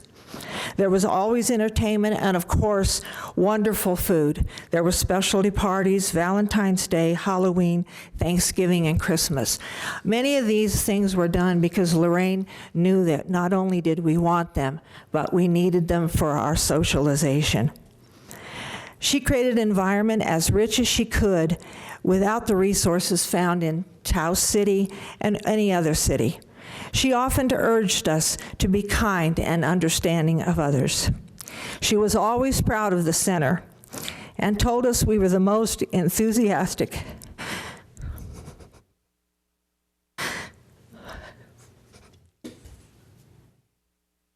Excuse me.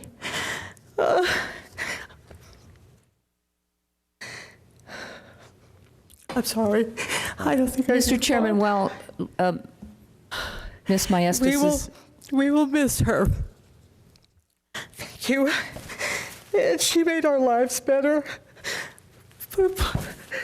Please approve our request for this acknowledgement of her and her contributions. Thank you, and I'm sorry. That's quite all right. Thank you very much for that lovely tribute, Ms. Maestas. Again, in the short time that I was able to work with Lorraine, she did an admirable job. She was very hardworking. She did all she could, and I was unaware at the time that she was ill. But she still came to work. She still did what she needed to do until the end. Lorraine was a fighter, and I just want to thank her publicly because she will be sorely missed. She was an icon in that area. She did tremendous things for our program, and her shoes are going to be hard to fill. I think it's a tribute that we pay Lorraine, that we do name that the history room for her, because she had a lot to do with that. And I think it would be an honor for her and for us to be able to provide that to her, because her seniors loved her in that area, and she did so much for all of us, and she enlightened me a lot. When I went in, I was blind. I had no idea, and Lorraine gave me some guidance on how things needed to be done. And like I said, I've managed very many programs in the county throughout the many years I've worked here, and this program has got to be the most difficult program that I've ever managed. And a lot of people don't understand what senior centers are all about and what's entailed in managing them. And to have site managers like Lorraine, who did what they needed to do on a daily basis. They donated their money. Lorraine donated, not only Lorraine, but the senior site managers donated a lot of their time and their money, because our budget is so minimum that they provide certain things that we could never do on our own. So with that, I feel that it is only right that we name that history room after Lorraine Pacheco in honor of her and her family. Thank you. Thank you, Michael. Mr. Chairman, Commissioners. It's clear. It's clear from everything you've said that she was a wonderful woman, and we are sorry for her passing. And thank you for bringing her memory to us today. Is there a motion? Yes, Mr. Chairman, and before I make the motion, I'd like to say that I had the privilege of knowing her for about a year, and she was adamant that I sign up as a senior at the Chamisal Center rather than Taos, so I am registered at the Chamisal Center as a senior, and I came to love her very much. The last time I saw her, she asked me if I could come over and stay a day, and I am really sad that I never did that. But I did get to see her and see her in the hospital, and so it was a privilege. So with that being said, I set a motion that we name the Chamisal Senior Center History Room after Lorraine Pacheco.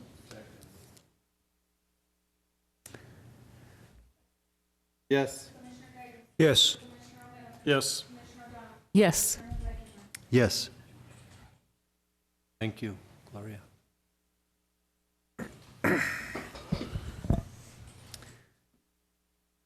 Item 9B is a presentation from the Taos County Senior Center on art workshops, physical activity program, and a letter of support for a grant. And this is brought to us by Debra Villalobos.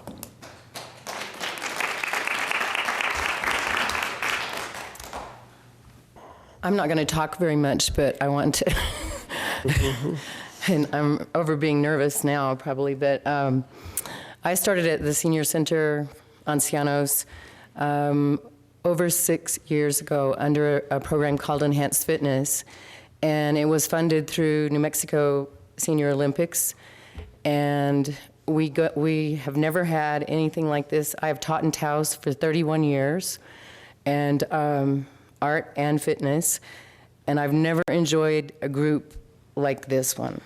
And so they pulled our funding in January of 2014, and we have continued to do our thing. And I've been working more as a volunteer. Sometimes I get donations, sometimes I get food or something. But I would like to ask your permission.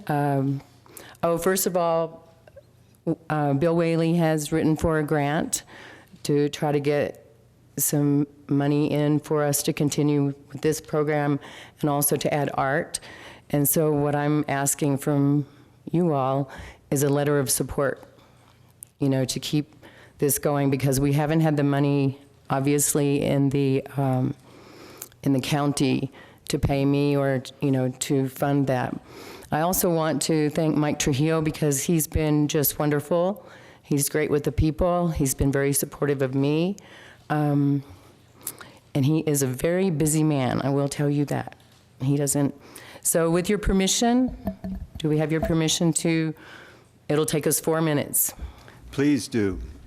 I think it will change the energy in the room quite a bit. And I want to thank my old people and for their patience. And on Monday, I will turn 60, so I get to register by myself without Bill registering and me being his spouse, which is how we've been doing it. But, so anyway. And I'd just like to add, Mr. Chairman, members of the commission, that this year we took a busload of seniors to the legislature, and we were able to introduce the bills to Senator Pete Comba, Senate Bill 397, that was for $38,000 to provide a full-time coordinator, fitness coordinator. Unfortunately, like everything else that died on the floor the last day, this bill died also. But we made the effort to go through the legislature to try to get this funded through House Bill 2, and also through House Bill 2, and unfortunately we didn't get it done, but we're going to keep trying. Again, I'm trying to find other ways to try to provide this service, because we would like to have this service in Amalia, Cuesta, and also in Chamisal. We're fortunate enough that we have this particular program in Taos, but we would like to expand services to the outer areas because our seniors deserve better, and they deserve these services. And with that, I would like to welcome our seniors to go ahead and get ready to do their little jig for you, okay? And Bill, thank you very much for all the help you've given us. And we will get a letter of support out for that grant also. Just yourself.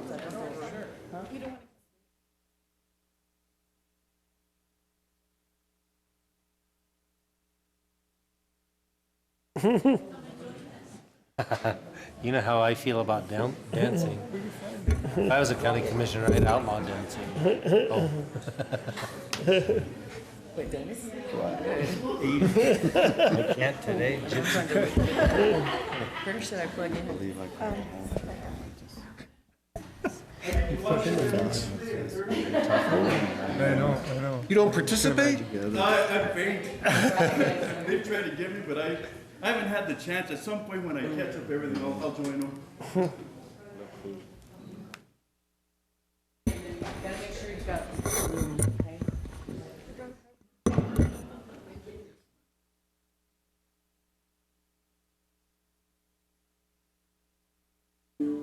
Go for it, Anissa.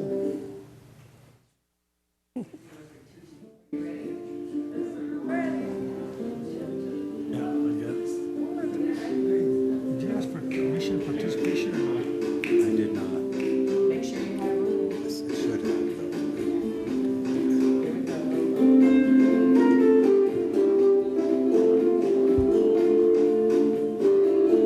Slow down.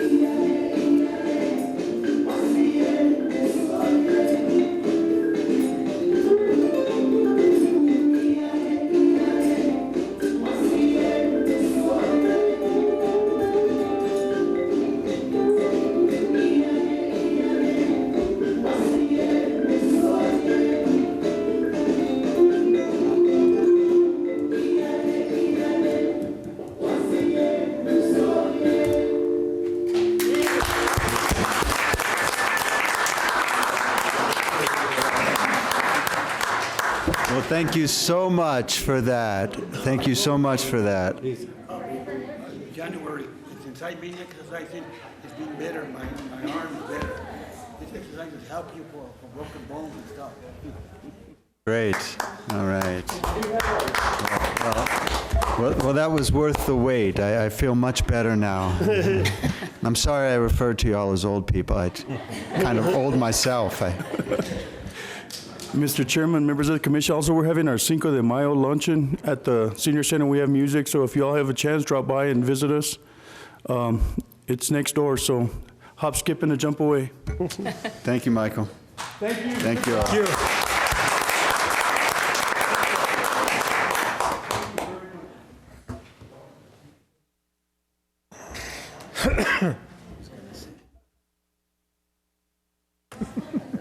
Yeah, you already pushed the button. Okay. Yeah. Chairman, we still have the minutes. Yeah, we still got to go back to the minutes. Thank you, Deborah. Great dance.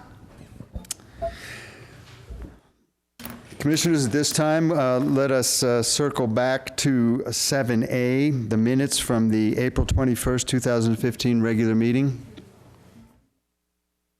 Do we have a motion to approve those minutes? Any corrections? So moved, Mr. Chairman. Second. Yes. Yes. Yes. Yes. Yes. Item 10A is a discussion, consideration, decision regarding the approval of a MOU, a memorandum of understanding between Taos County and Picaris Pueblo. Mr. Malone.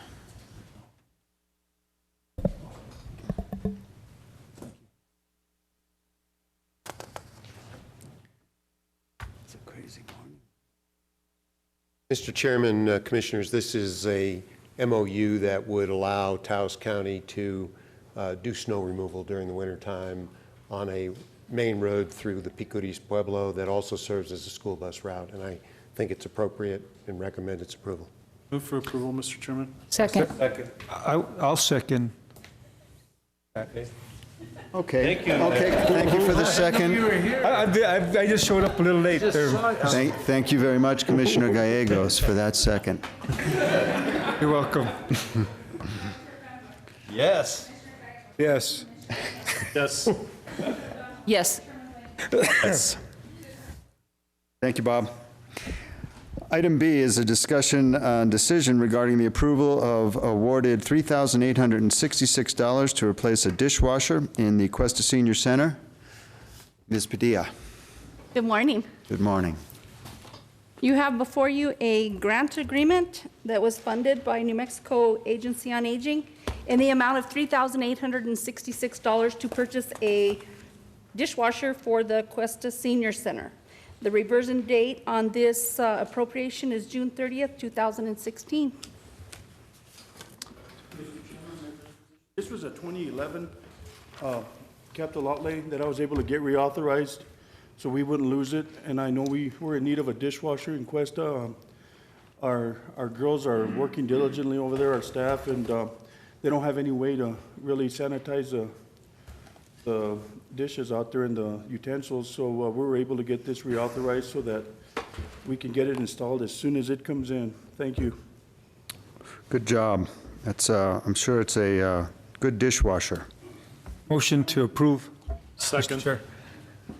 Discussion. Commissioner Fambro. Just real quick, Mike, I know there's also an issue with the door. Did that ever get resolved? Is it getting resolved? Mayor Gallegos has seen to that. He has the staff working out there in Cuesta. The doors have been ordered. And thanks to Chevron Mining, I want to do a public thanks to Chevron Mining who gave us $10,000 to get these doors replaced. And the village of Cuesta has ordered the doors, and as soon as they come in, they'll be replacing them, so. Very nice. I know it was a very expensive project. Yes, thank you. Thank you, Mr. Chairman. Yes. Yes. Yes. Yes. Yes. We had switched items C and D, and so now we are on a discussion regarding the approval of award IFB 2015-2 to Northern Mountain Contractors. Members of the commission, we had our bid submittal for the CDBG project. We had 2 bidders that submitted packets. Out of the 2 bidders, one was Northern Mountain Constructors. The other one was RL Leader Company. RL Leader Company was deemed non-responsive because they did not have an active SAMS registration.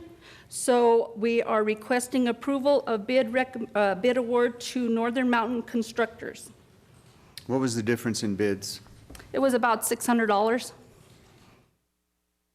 What were the amounts, Mr. Chairman?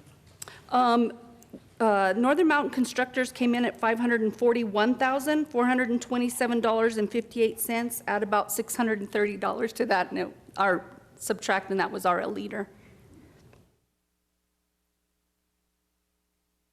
Well, that's handy since the grant is $500,000, so that should work out. It does. Great. Mr. Chairman, the recommendation? The recommendation is to award the bid to Northern Mountain Constructors. We have a recommendation. Do we have a motion? Motion. Do we have a second? I'll second, Mr. Chairman. Any other discussion on this? If not, please call for the vote.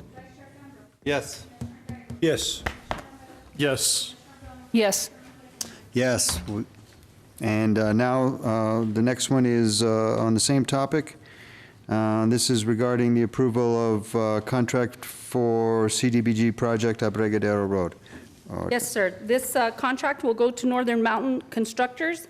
The base bid amount was $505,416.64 with GRTs at 7.125% will make the total contract amount $541,427.58.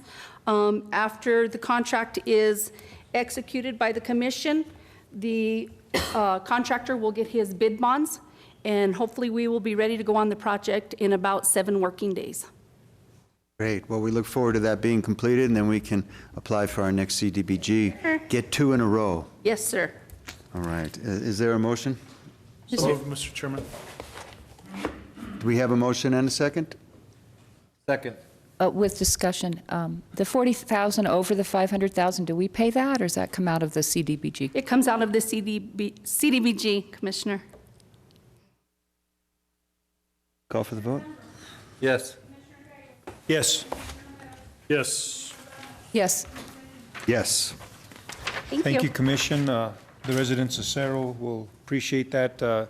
Just yesterday, we had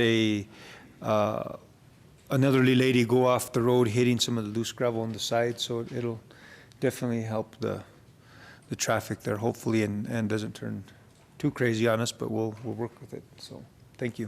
Hopefully she won't speed next time. She won't be speeding next time, yes. Okay. Thank you. Thank you. Item E is a discussion consideration decision regarding the approval of award RFP 2015-5. This is for on-call engineer services for Taos County, and the proposed award is to WH Pacific. Elsa Vigil, Purchasing Officer. Good morning, Elsa. Good morning. We placed out an RFP for on-call engineering services that encompasses as a whole infrastructure, roads, bridges, buildings, so forth, that Taos County deals with on a daily basis. And within this RFP, we received 6 responses from 6 various firms, from the smallest to the biggest. Majority of them are from Albuquerque and on up through northern New Mexico. And the 6 that responded were WH Pacific, AIOC, Wilson and Company, Sauter Miller and Associates, ACCAM, and M&E Engineering. We had an evaluation committee meet and score and have a lengthy discussion of each packet, and did take about 3 or 4 hours. There was quite a bit of reading. And it was determined, not just based on scoring, but also what was within that packet, that they felt that WH Pacific would meet all our needs, since they're a very well-rounded company that does everything from landscaping to buildings to roads to bridges, you name it. They have worked with various other entities throughout the state of New Mexico doing bridges, as far as like Los Alamos, Aztec, I think from what I've seen within your packet. And that's also provided within the packet that I provided to you. So we are asking to award this RFP to WH Pacific, as well as I am requesting that the commission give direction to our county attorney to enter negotiations subject to mutual agreement contract with WH Pacific, and we would be bringing that contract forth once that contract is negotiated at that point in time for approval. But Commissioner Fambro. At any point in this, was there ever discussion about having them like the primary and having a secondary to assist through any of this, or was your guys' opinion that we just needed? I did question the selection committee or the evaluation committee about that, and as they reviewed everything, they felt that at this point in time, they felt that WH Pacific would be able to meet all those needs, since they do have quite a bit of staff on hand. So they felt that it would be in the best interest just to award it to one versus a multi-award. But I did ask the question several times. So it was addressed, and you're Yes. comfortable with it? Yes, I am. Thank you. Mr. Malone. Mr. Chairman, just to be clear, in addition to directing me to negotiate the contract, I would appreciate it if whoever made a motion to adopt, if this is approved, that the granting of the award be contingent upon successfully negotiating a contract. Yes. Negotiating contract? Successfully negotiating a contract. Sounds like Mr. Fambro is ready to make a motion. I am. I also have Mr. Michael Malloy here from WH Pacific. If you guys have any questions of him, he is available here to answer any questions and also to introduce him. He would be the main project manager representing this firm for Taos County. Well, thank you, Mr. Malloy, for making the application, and thank you for sitting through our meeting all morning. Very educational, Mr. Chairman. Which part did you like that? No. The dancing. Thank you. Well, assuming all of this comes to fruition, we look forward to a good working relationship.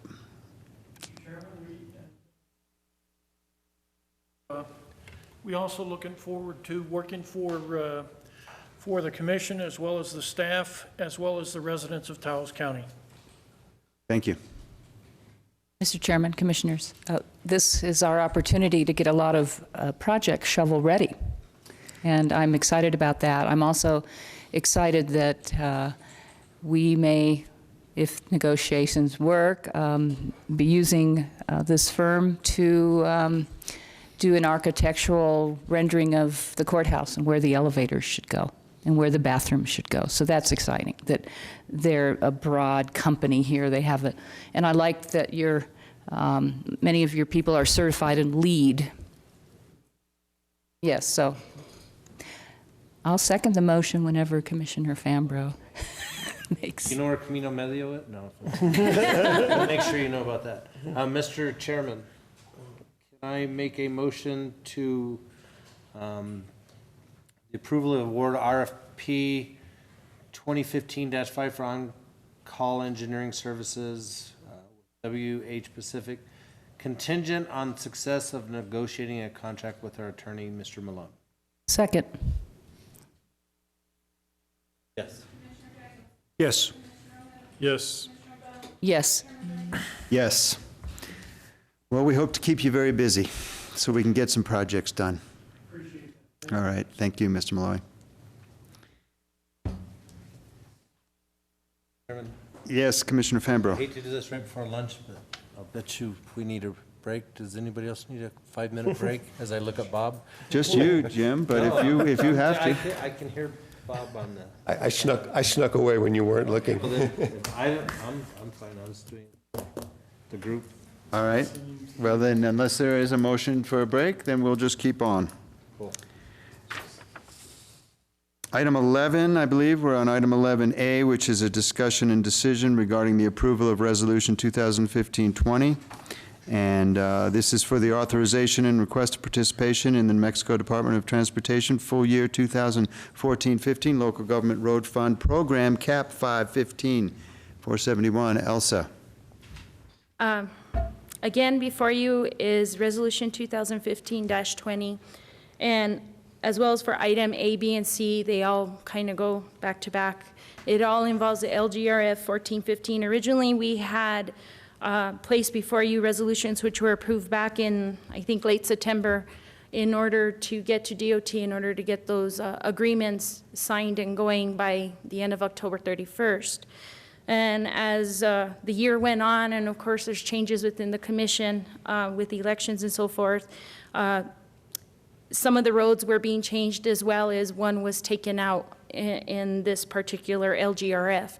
So we had to work it out to allocate the funds to the 4 roads which are listed within the LGRF 1415. So that's what these resolutions are for, to allocate the funds accordingly and equally within the 4 roads that are being presented today on these resolutions. So we can move forth with these projects here this early summer.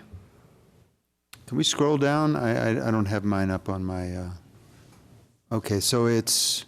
So for this particular resolution, we're asking to repeal resolution number, let me read here, 2015-8 and substitute it with Cuchilla Road, AC 091, and Camino de Medio, which is out in San Cristobal, which is B-011. Just to give you note, for each road, which is District 1, District 2, District 4, and District 5, it is being distributed in the amount of $72,235 and 75 cents per district. So we had to sit down and reallocate the monies in order to make sure that each road is getting the equal amount of money through this LGRF grant agreement. So each one is broken out. Some overlap another within each resolution, but they all equal the same. I don't get it. I wasn't aware that Millicent was being withdrawn. Oh, it isn't. It's on another resolution. Okay. This is just a resolution for the CAP portion, which only includes these 2 roads. All the roads are within the 3 different resolutions that I'll be presenting today. Okay. Motion to approve. Second. Yes. Yes. Yes. Yes. Yes.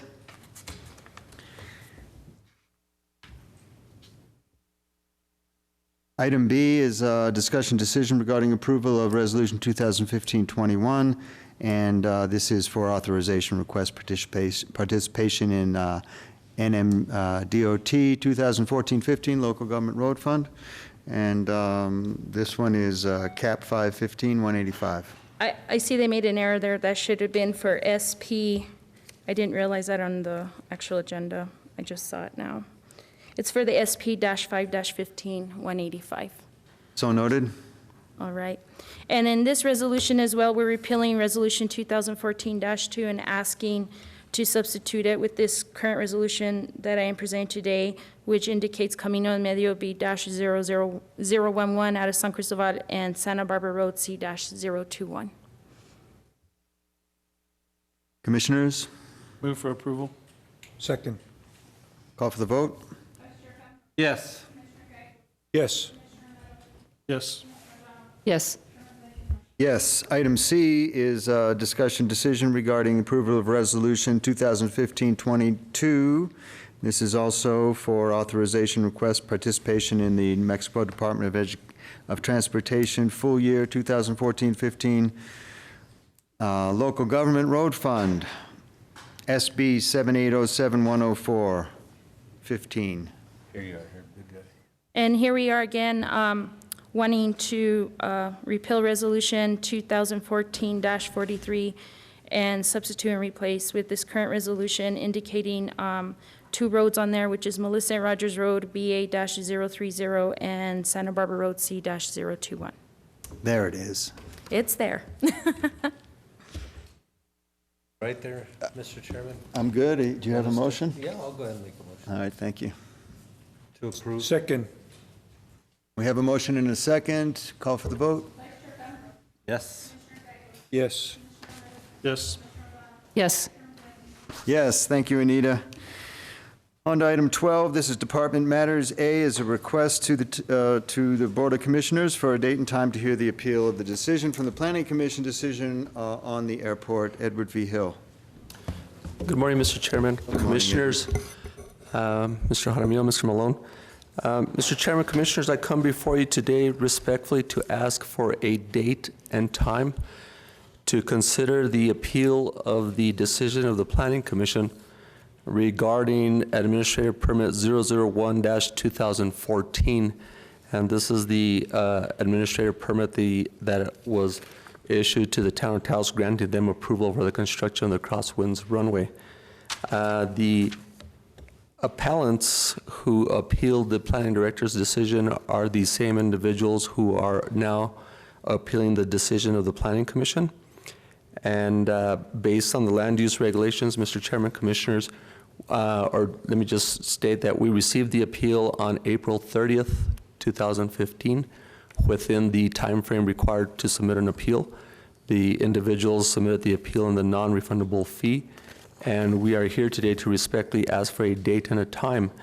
The land use regulations require that I, the acting planning director, present to the Board of County Commissioners within 45 days of receipt of an appeal, the appeal for your consideration under a hearing. The 45 days would put us on or about June 14th, and so therefore I would respectfully recommend a special meeting for June the 9th at 9 a.m., which puts us well within the 45 days. Mr. Chairman, Commissioners. Thank you, Commissioners. Is June 9th going to work for everybody? Mr. Chairman, I believe the Association of Counties, actually not, that's the following week. That's following week, yeah. June 9th is fine for me, Mr. Chairman. May we ask questions, Mr. Malone, about the airport at this point? The only item on the agenda is the setting of a date. If it's questioned substantively about the appeal, that would not be appropriate because it would be ex parte communications at this point.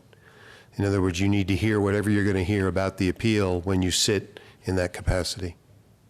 So, yeah, I'll just ask you later on. Mr. Chairman, Commissioners, I'm wondering to accommodate the public, if we need to have it start a little later in the day. I mean, do you think 1 o'clock on, or what is your recommendation? Mr. Chairman, Commissioner O'Donnell, history with the Planning Commission appeal that was held on March 4th and continued to March 11th, jointly the two meetings evolved to approximately 8 hours. So I would respectfully request or recommend that you consider starting your meeting at a regular time of 9 a.m. in the morning.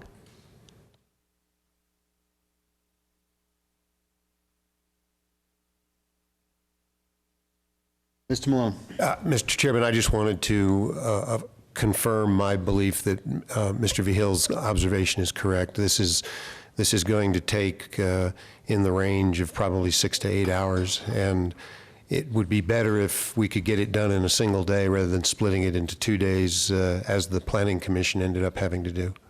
It's a majorly complex issue with a lot of testimony. Okay. So the recommendation from staff is June 9th to begin at what hour? 9 a.m. Okay. Do we need to vote on this? Yes, if you would, please, Mr. Chairman. Commissioners, do we have a motion to accept June 9th, 9 a.m. for the appeal of the airport? So move. Is there a second? Second. The only thing, Mr. Chairman, if I may, Please do. we do have an issue with the NCRTD that is going in front of the town council in a couple of weeks. If we don't finish it, I'm sure that date is going to be the final date that we can deal with that, and so part of that, as our representative for that, I would have to be at that event that it does get continued to then. that, and that would be later in that afternoon. So as a consideration, that could be like 3-ish or so on that afternoon. May be done by then. Mr. Chairman, Commissioner Fambro, it is very difficult to gauge whether we'll be done at that time or not. I would respectfully say that we would be approaching the end of it, but I don't believe that we'd be close to finishing the public hearing. Certainly, the 9th is merely a recommendation. We're receptive to either the 8th or 10th as well, if it accommodates your schedule. Let's just, I'm hoping that we get it done before that, the meeting prior to that, so let's just, I'll try to be positive as I try to convey to these meetings, say that we'll have that done, so I have no problem with the 9th then.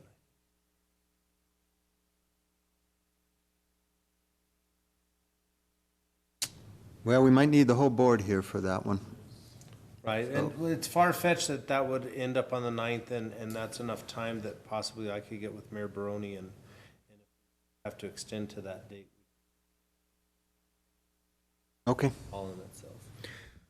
All right then, all in, we have a motion and a second for June 9th at 9. Yes. Yes. Yes. Yes. Yes. Thank you, Thanks, Mr. Chair, Edward. Commissioners. Thank We you. really look forward to that. Mr. Chairman, Commissioner. Edward, has any work started on the airport? Mr. Chairman, Commissioner Romero, yes, work has commenced. An awful lot of work has been performed over at the airport, and a lot of groundwork has been performed. So even with an appeal process, that is all right? Mr. Chairman, Commissioner Romero, that is appropriate under the new land use regulations.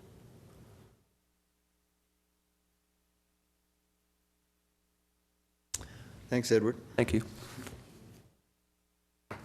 Next is item 12B, and this is a report on the Veterans Cemetery by Brent Jaramillo. Thank you, Chairman, members of the commission. Last Monday, I met with Secretary Fox along with Commissioner O'Donnell. Mr. Vihil was also present. Secretary Fox is the gentleman wearing the tie with the white shirt. He's the Department Secretary for Veterans Services, and Mr. Wagner to his right. And the picture did come up, and they wanted to sit down with the veterans group as well as with the county. We did tour the proposed veterans cemetery, the 20-acre parcel. Secretary Fox is assigning Mr. Wagner to work with our architect in the design of the cemetery.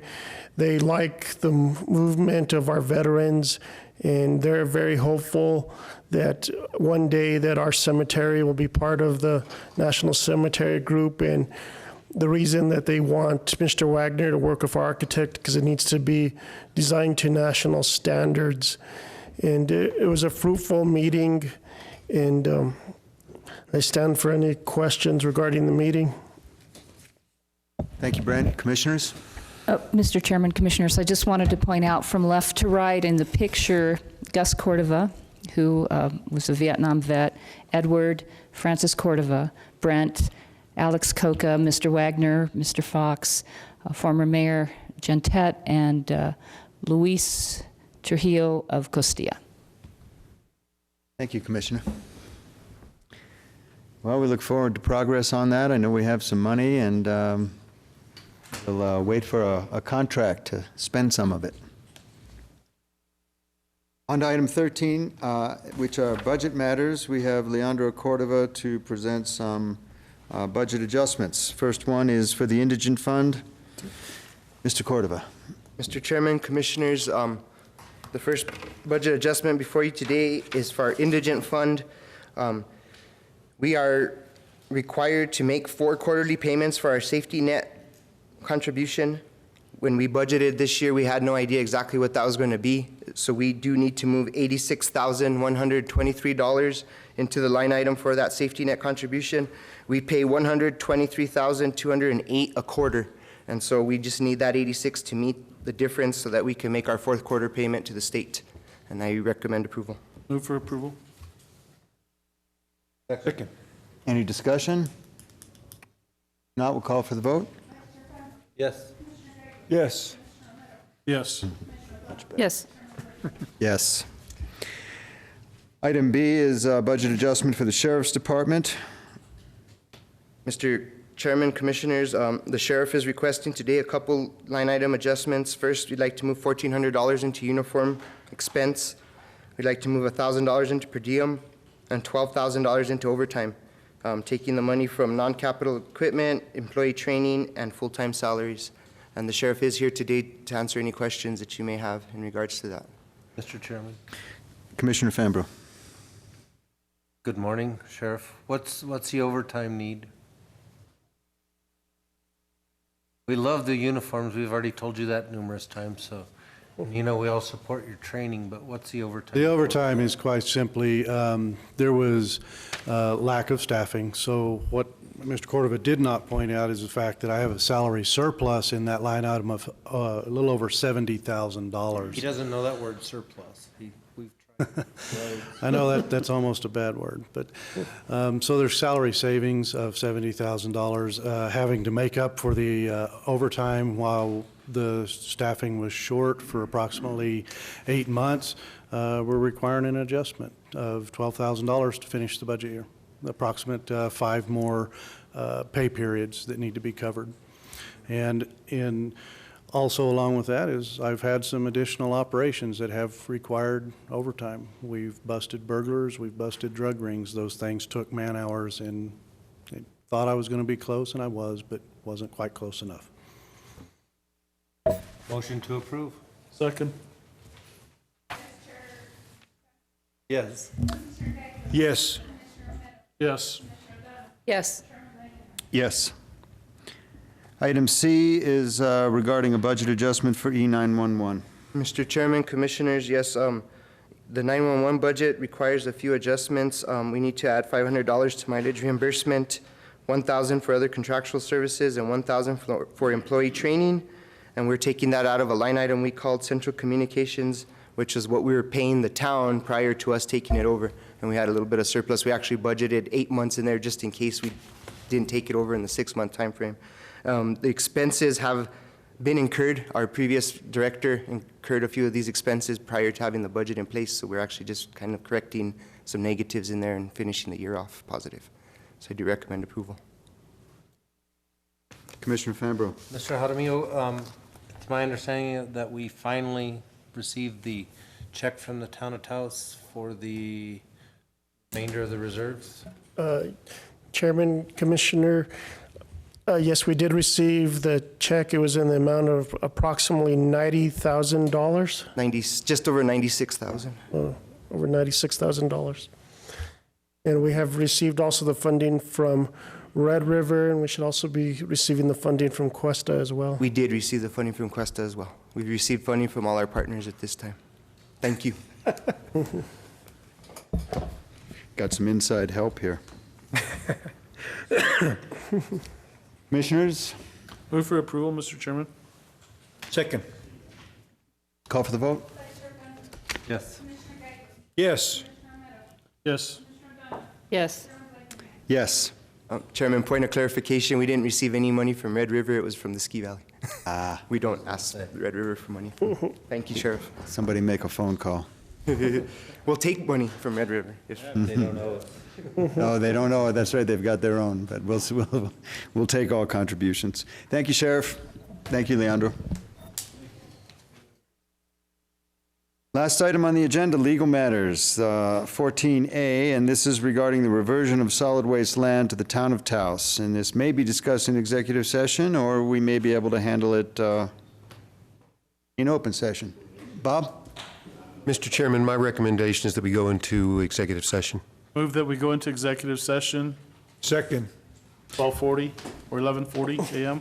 11:40 a.m., and this we will go into executive session under 1015-1H8, which allows for discussion of the purchase, acquisition, disposal of real property.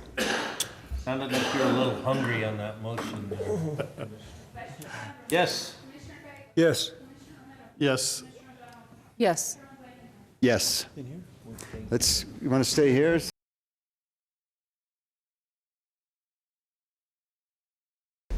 Mr. Chairman, I'd like to make a motion we come out of executive session.